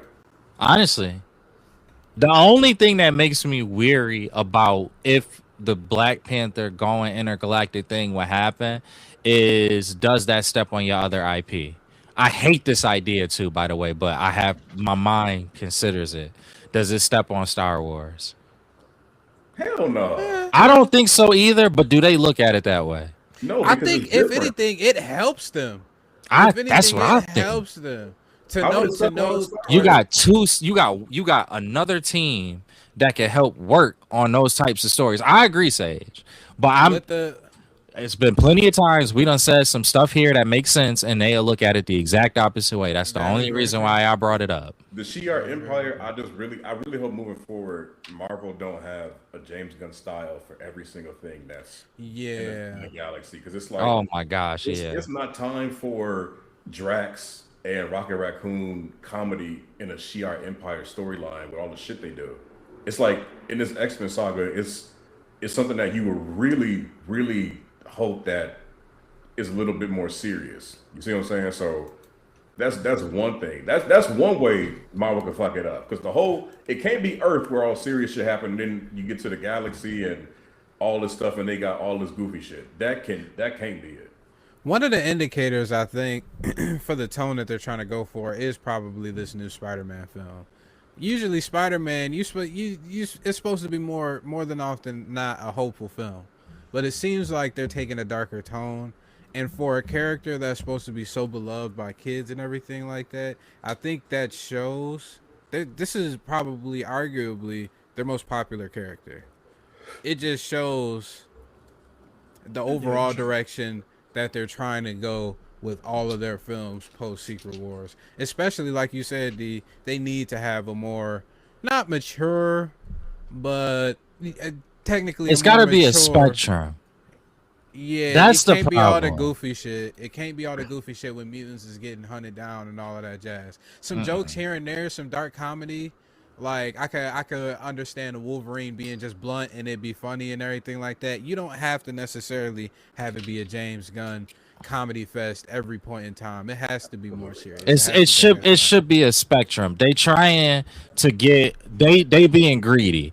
What they trying to do is they trying to get adults and kids in the same film and have the same level of hype, and they want to do it that way because it cuts costs and it increases profits. But the reality is that's not going to work. You got to have a wide spectrum of things. You got to have things that's going to probably be more adult orientated. You got to have things that's going to be more children orientated. You got to have the things that will possibly be classified as a blend of both and maybe more comedic, maybe more dramatic in certain instances. That's the problem. But I think they learned their lesson. I think we made them learn their lesson because we've been having a hissy fit, whether deserved or not. We've been having a hissy fit, and that hissy fit has had reverberations in regards to their boardroom. So I think, and that's why I said Wonder Man kind of gave me a lot more confidence, at least not a lot of confidence, but a lot more confidence, because I think that they starting to really figure out, okay, we got to do things, we got to take this seriously. And not even that. You talking about having the kids in there? We just seen a kids movie make a bill that wasn't Easy. entirely too goofy. Right, In Zootopia. Zootopia. right. What the hell Zootopia And Mario 2? about to do a 2 bill. But and it's like, bro, there were so many adult themes in Zootopia we can relate to it. You like, damn, like, Yeah. I trusted somebody like that, and I was backstabbed. Damn, some families do run like this. Some people do the most to just be accepted into their family if they're an outsider. Damn, in a kids movie, there's a lot that they touched on. So Marvel could be like, you know what? Enough of this goofy. And I feel like in this Spider-Man movie, we about to see him. They about to put the paws on him for real because the hand ain't nothing to play with. They not gonna sit up here and use the hand as this disposable group of ninjas that Spider-Man just gonna fight off this first battle. Like that's why Rosario Dawson gonna be in this movie. She gonna have to patch his wounds because there's no way he gets into a battle with the hand like they're just some regular bank robbers and he's making jokes. Like this is gonna be a fight where Tom Holland has to go out because you don't send out the hand just to go stomp on somebody. Like you send them to go kill somebody. Like I feel like they're going in that direction with this film. So hopefully they see the tone. It's like, you know what? It's good to have some comedy here and there, but we also need some ramifications for all of this shit going on. The Gray Hulk ain't gonna be chuckling at that nigga comments. He gonna be Bro, sending I'm really haymakers. interested to see how he turns into the Gray Hulk. I am too. This is I gonna am be. too. Say real quick. I don't know if I put it in the notes. Y'all see Marvel not show nothing for the Super Bowl? Yeah. Yeah. I was Yeah. talking about that. I was talking about that. We could go quickly on the next couple topics so we can stay within a certain time frame. But yeah, how y'all feeling about that? I think it's cool. I mean, after these teaser trailers for Doomsday, they have shown that they don't necessarily need the big stage of the Super Bowl. They are a big enough stage in and of themselves. So it's not really impressing me. Get it right. I mean, yeah, but at the same time, it's like you got a leaked trailer in 10 megapixels floating around online. Now is the Super Bowl is the perfect time to release a full HD 1080p 4K trailer of Spider-Man. Even though it come out in July, it's like, well damn, we only got Spider-Man swinging around New York City in a view with a suit. Like that would be the perfect time to release the trailer. I think they're just being very meticulous. They want to keep they bullets, keep their gun close to their chest, and when they absolutely need to, then they drop that shit and fuck up the whole entire internet. And then what happens if other shit from the movie keeps leaking before it's actually officially released? It's like, That is well, true. damn, dog, come on. Like, we got pictures of what's her name? Sadie Sink. We got pictures of Tombstone. We got all these pictures that are unofficial leaked online where it's like, once you finally release it, it's like, okay, we already saw that. Like, whatever.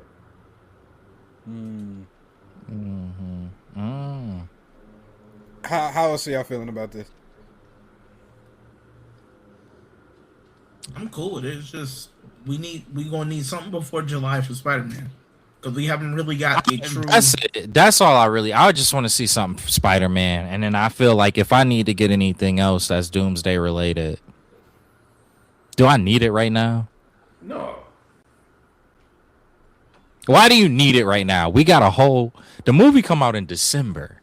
They really want people to get their palate cleansed. Y'all said that y'all wasn't fucking with Marvel for a little bit. All right, we gonna drop this Wonder Man jump. We not coming back until later on. I in the feel year like that until they did get the enough vision. for this point. Yeah, like for this point in time, I think for what y'all released plus Wonder Man, you put a lot more people back. You swung a lot more people back in. Now you Let's drop take a a break. fire. Exactly take a break. Let's drop some fire around like June, July. If they don't have nothing else coming out before that movie wise, right? Nope. But Marvel? I think the way I'm looking at it is like the the Super Bowl. You got all these commercials coming out for people to talk about. You wait till like look what's going on in the world now. A lot of shit getting uncovered. Now if you wait till if you Marvel and you wait till middle of February or March where people are getting arrested and higher ups are leaving the country and all of this shit going on, and you like, hey y'all, here's a Spider-Man trailer. They're gonna be like, nigga, now is not the time. You would be surprised. That's you would fair, be surprised. I agree with Sage. You would be It's like- surprised. The only reason why is, bro, people be wanting a distraction when things Yes, get they crazier, do. though. Distraction, but then it's like, bro, like let's say we see the names. We see the name, let's say Jay-Z, such and such going on, and Marvel's like, ta-da, nigga, here goes Spidey. You Why? like, yo, my nigga, now is not the time. After all the shit that just released, why don't you think niggas aren't in the streets trying to hold these niggas accountable? Because niggas at the end of the day, truthfully, don't care enough about a situation unless it directly impacts them.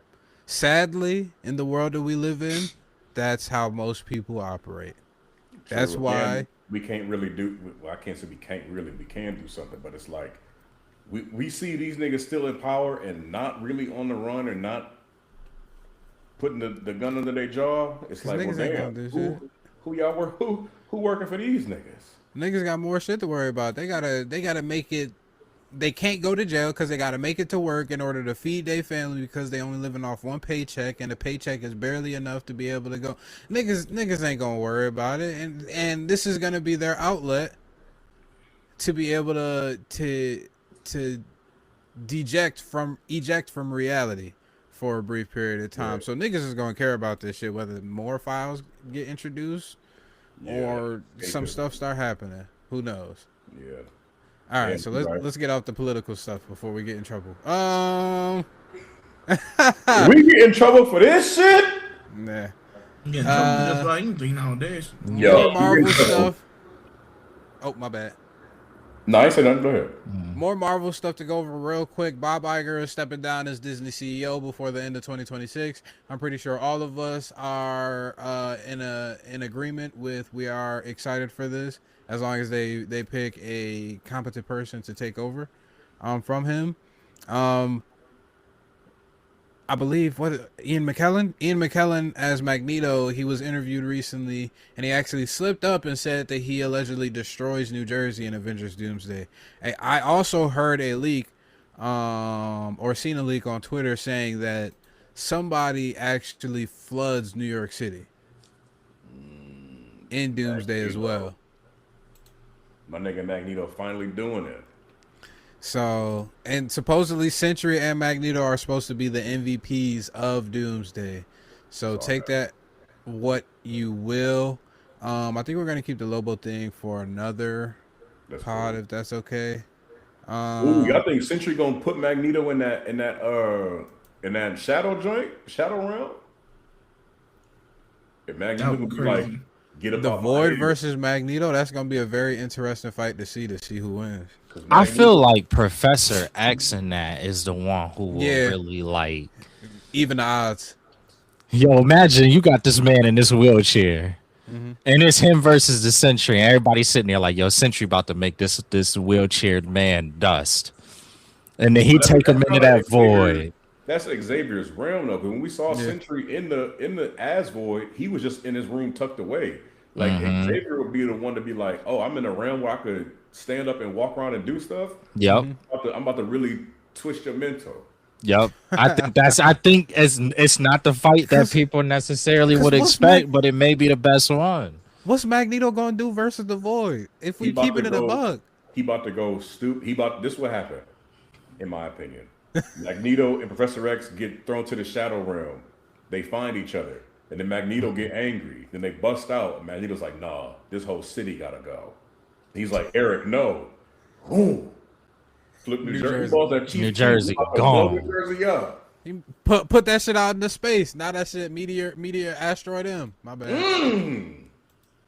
New Jersey is Yeah. Asteroid M. There's gonna be a lot of racist mutants up there. You're right. Oh my god! All right, I'm sorry. That was too easy. That was too easy of a slam dunk. The Darth Maul series. I don't know if we want to watch that trailer right now. We can hold off on it for the next pod.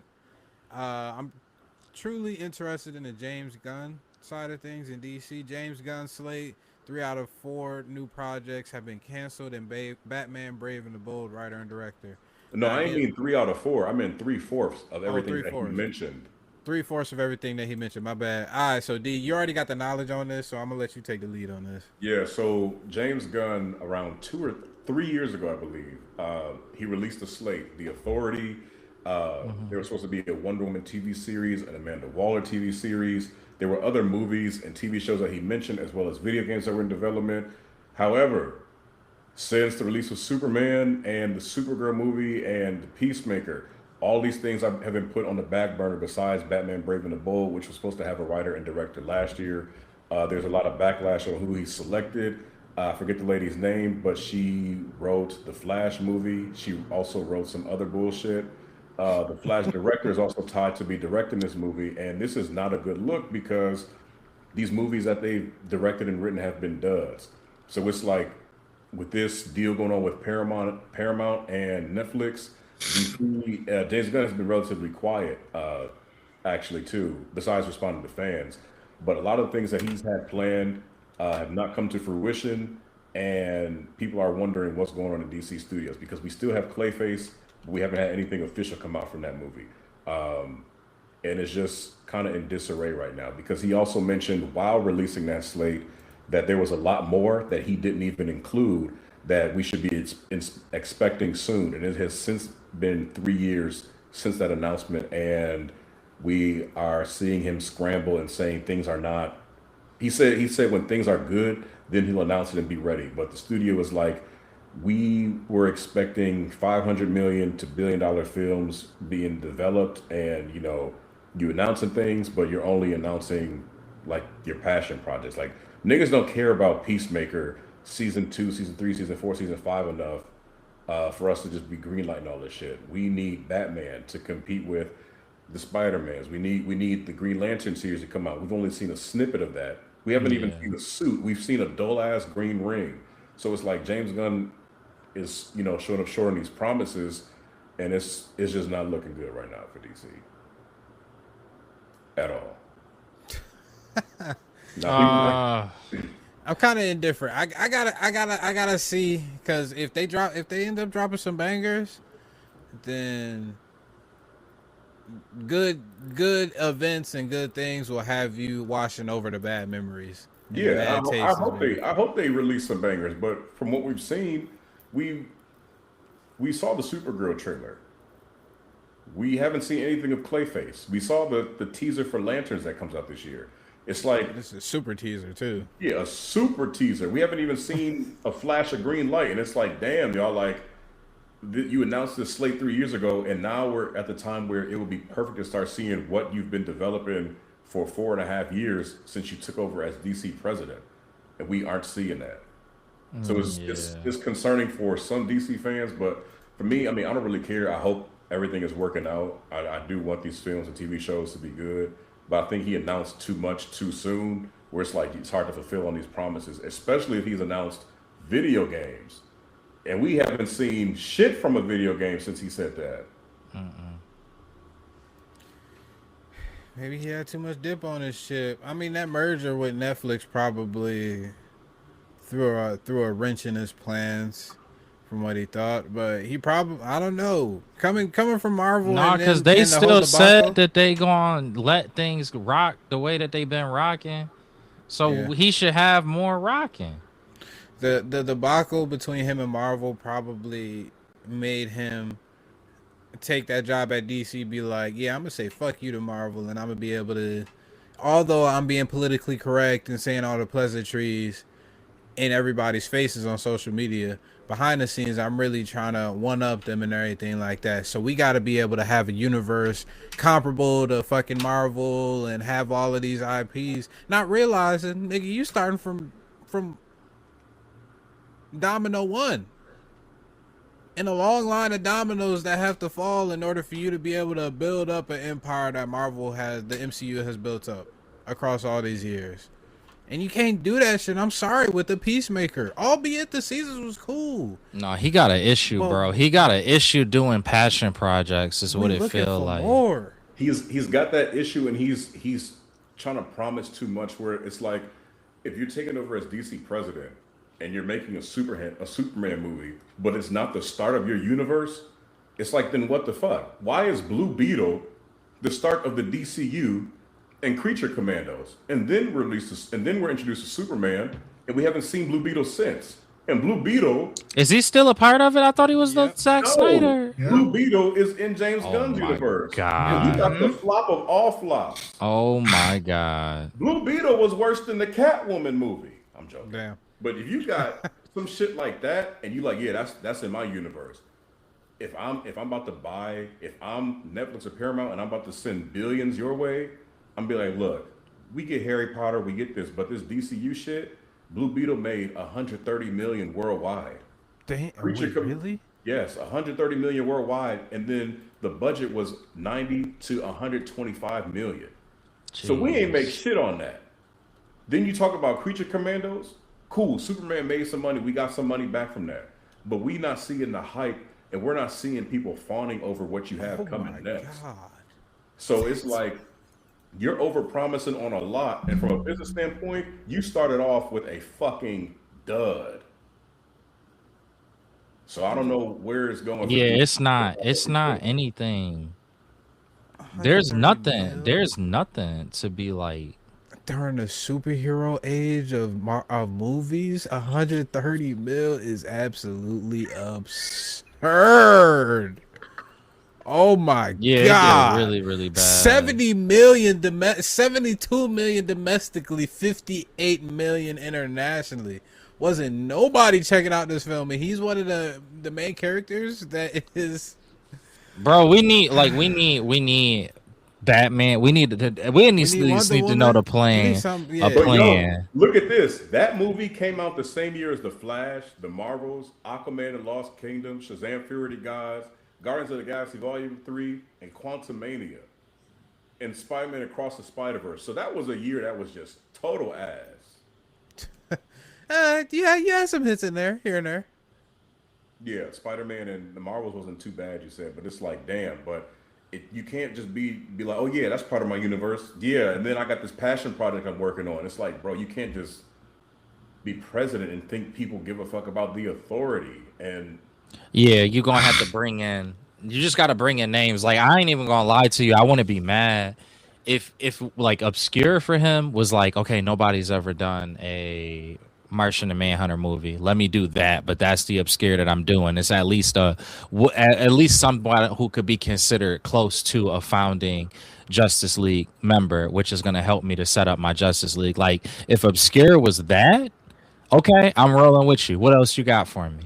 If it's okay, like even the Clayface thing, like I'm not mad at Clayface. It's just the accompanying of what like the other things that are accompanying Clayface.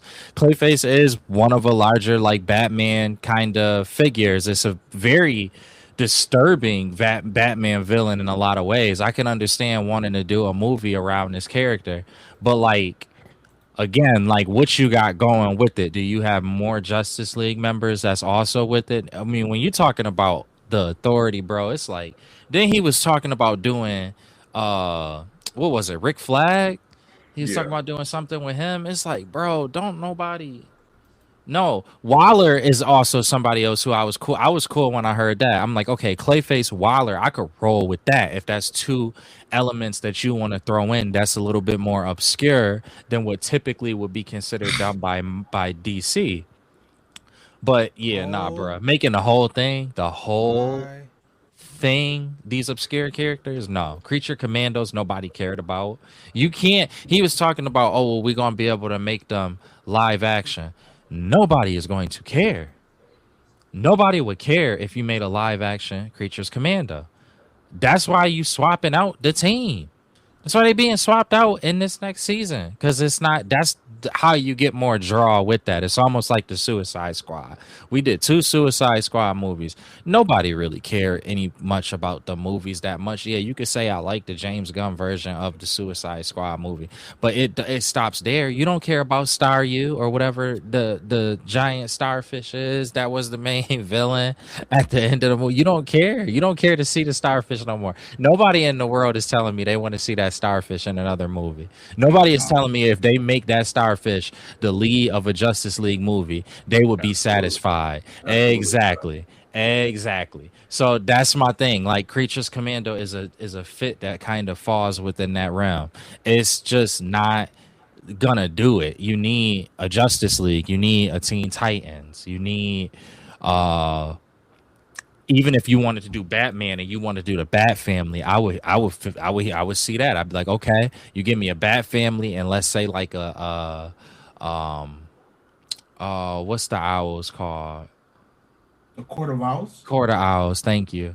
If you did like a Court of Owls and it was like a very intricate, very manipulative and strategic Court of Owls, and Batman needed his Bat Family in order to properly combat them because they just have so many different elements going on. I wouldn't be mad at a Bat Family movie like that. That would be looked at as being more obscure for a traditional or a DC run or a DC movie or a DC anything. But no, James Gunn is like, nah, we gonna do. Bro, if he was still still at Marvel, he would be like, you know what we need right now, y'all? We need a Squirrel Girl movie. I was just about to say Squirrel Girl. No, we don't. But that's what he would be saying. Yo, that's what was you about to say? I'll take a favorite character. I'll say this. I'll take a TV series. We don't need a movie. Of Squirrel Girl? Yes, he would. Because think about it. Hold up. I'm about to cook. In the comics, who does she take down? Thanos. Who does she take down? Who does she take down in the comics? Thanos. Nope. Who should take down? Doom. I'm just saying. Yo, If they add Jeff the Shark, that nigga is the first person waiting on if that. I see a bushy-tailed bitch fighting Dr. Doom and winning, I will go to Marvel Studios and saw myself in half. With a dull axe. He said this shit about to take some time. Bro, but I'm gonna read up the slate for y'all real quick. I know we on time, but it was movies were Superman Legacy, The Authority, The Brave and the Bold, Supergirl, and Swamp Thing. TV series, Creature Commandos, Peacemaker, Waller, Booster Gold, played by Kumar Nanjiani. That was a rumor, but everybody thought it was gonna be him. Lanterns and Paradise Lost. So far, we got Creature Commandos, Peacemaker, and Superman. What in the fuck was we supposed to do with this other bullshit he announced, bro? Outside of Supergirl and possibly Lanterns, that's basically the only one that probably. Yeah, those like the only ones that's kind of like remotely heavy hitters. Green Lanterns I would consider heavy hitters if done right. But that's it. It's like that. And then Supergirl, again, if done right, that's a relatively larger character. It's comic book accurate. The ants. Yeah, this would be worse than the ants. This would be more considerably worse than this was the ants equivalent. This is what the ants took over this role. No. Because them was some giant ants. If you had little fucking furry squirrels beating the shit out of Doom, that nigga Nino might had a bomb strapped to his chest at that point in time. Hey, We don't gotta make it with other don't- people getting hurt. At least when he did it, In Hall he H. made himself hurt. Bomb on the chest. Hall H. I request an audience with Marvel. We gotta go. That's our time for the show. We do, because I forgot that you put Darth Maul in the thumbnail, so we technically gotta do that joint. We technically gotta play that joint. It's in the podcast notes. We do real quick. It's not. Yeah, let me long. see the trailer. I am curious about the trailer. Let me see the trailer. Can we play it with sound or no? Yeah, we can play. I'm pretty sure. I'm playing that one. So. Childish Gambino, don't sue us. 3 out of 4. Is he on this trailer too? Nah, he not. That'd be so funny.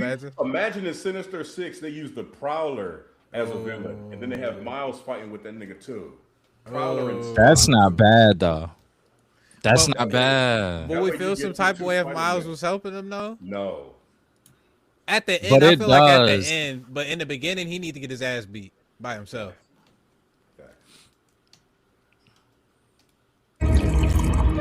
What are we dealing with? Good question. Times have changed.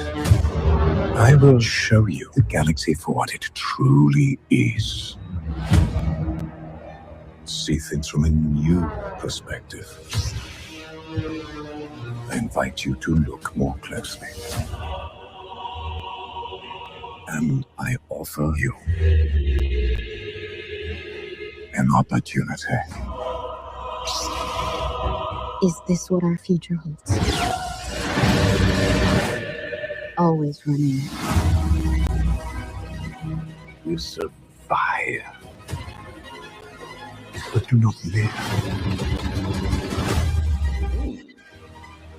Chains can be broken, and empires can be shattered. Maul.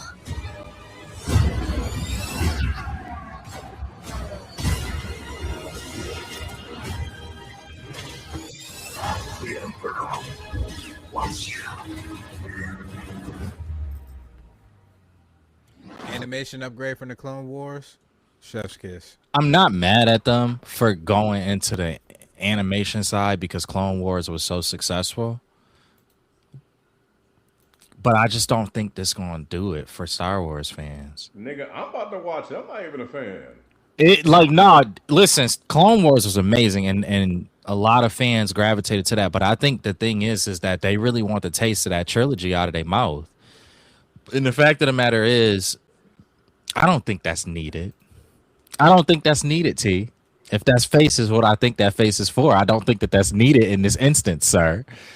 But people don't like. They need something. They need something to be introduced. One of the things that was a big rumor that a lot of people seem to gravitate very well to was the idea of Ben Solo. Them kind of going into the story with Ben Solo more. They gotta start looking. I get it that the animation is giving you more success. They put way too. Here's the thing: both on Marvel and on Star Wars, they put way too much pressure on these series for them to make their streaming service work. They did. They wanted TV format to work so much. And I understand, like, you looking at Netflix and you like, man, I want to tap into this realm. But yeah, like in terms of Disney Plus, this is perfectly fine. But again, people are really itching to know what are they going to do? What is going to come after this last trilogy? How do you right wrongs here for how people felt? People going to like I like Bad Batch. I don't know if it was extremely loved, but I like Bad Batch. I know a lot of people also like the first season of Bad Batch at the very least, but it ain't like moved the needle for you. Now the animation in this versus in Bad Batch is polar opposite. It's leagues better in this. But is this enough to get people back into the way that we always talk about Marvel. Is this the thing, or is this the next thing that's going to be able to get people back into the Marvel graces? I'm asking that question here for Star Wars. Is this the thing that's going to get people back into the graces? Exactly. That's how I feel too. I don't feel like this is the thing to do it. So it's great. It looks nice. It looks awesome. I'm sure to be good because the animation from Star Wars has been really fun and enjoyable, and the writing on it has been really good. So I'm sure that this could be a solid project. But again, you got a larger problem that you got to tackle. They in a worse situation than their company mate Marvel is at this current point. See what you got. Honestly, the trailer looked clean. I'm looking forward. I'm actually gonna sit down and watch this. I'm not really the biggest Star Wars fan. The last 3 movies didn't do it for me. I'm not gonna make that comment you made earlier. But I want to clean my palette of what I've seen from those 3 movies. Is this enough to do it? Mandalorian was enough to do it. Okay, that was my show right there. You give me a Baby Yoda and literally Mando. Oh, I'm here for it. That so you excited for that movie? But I feel like everybody is excited for that movie. Yeah.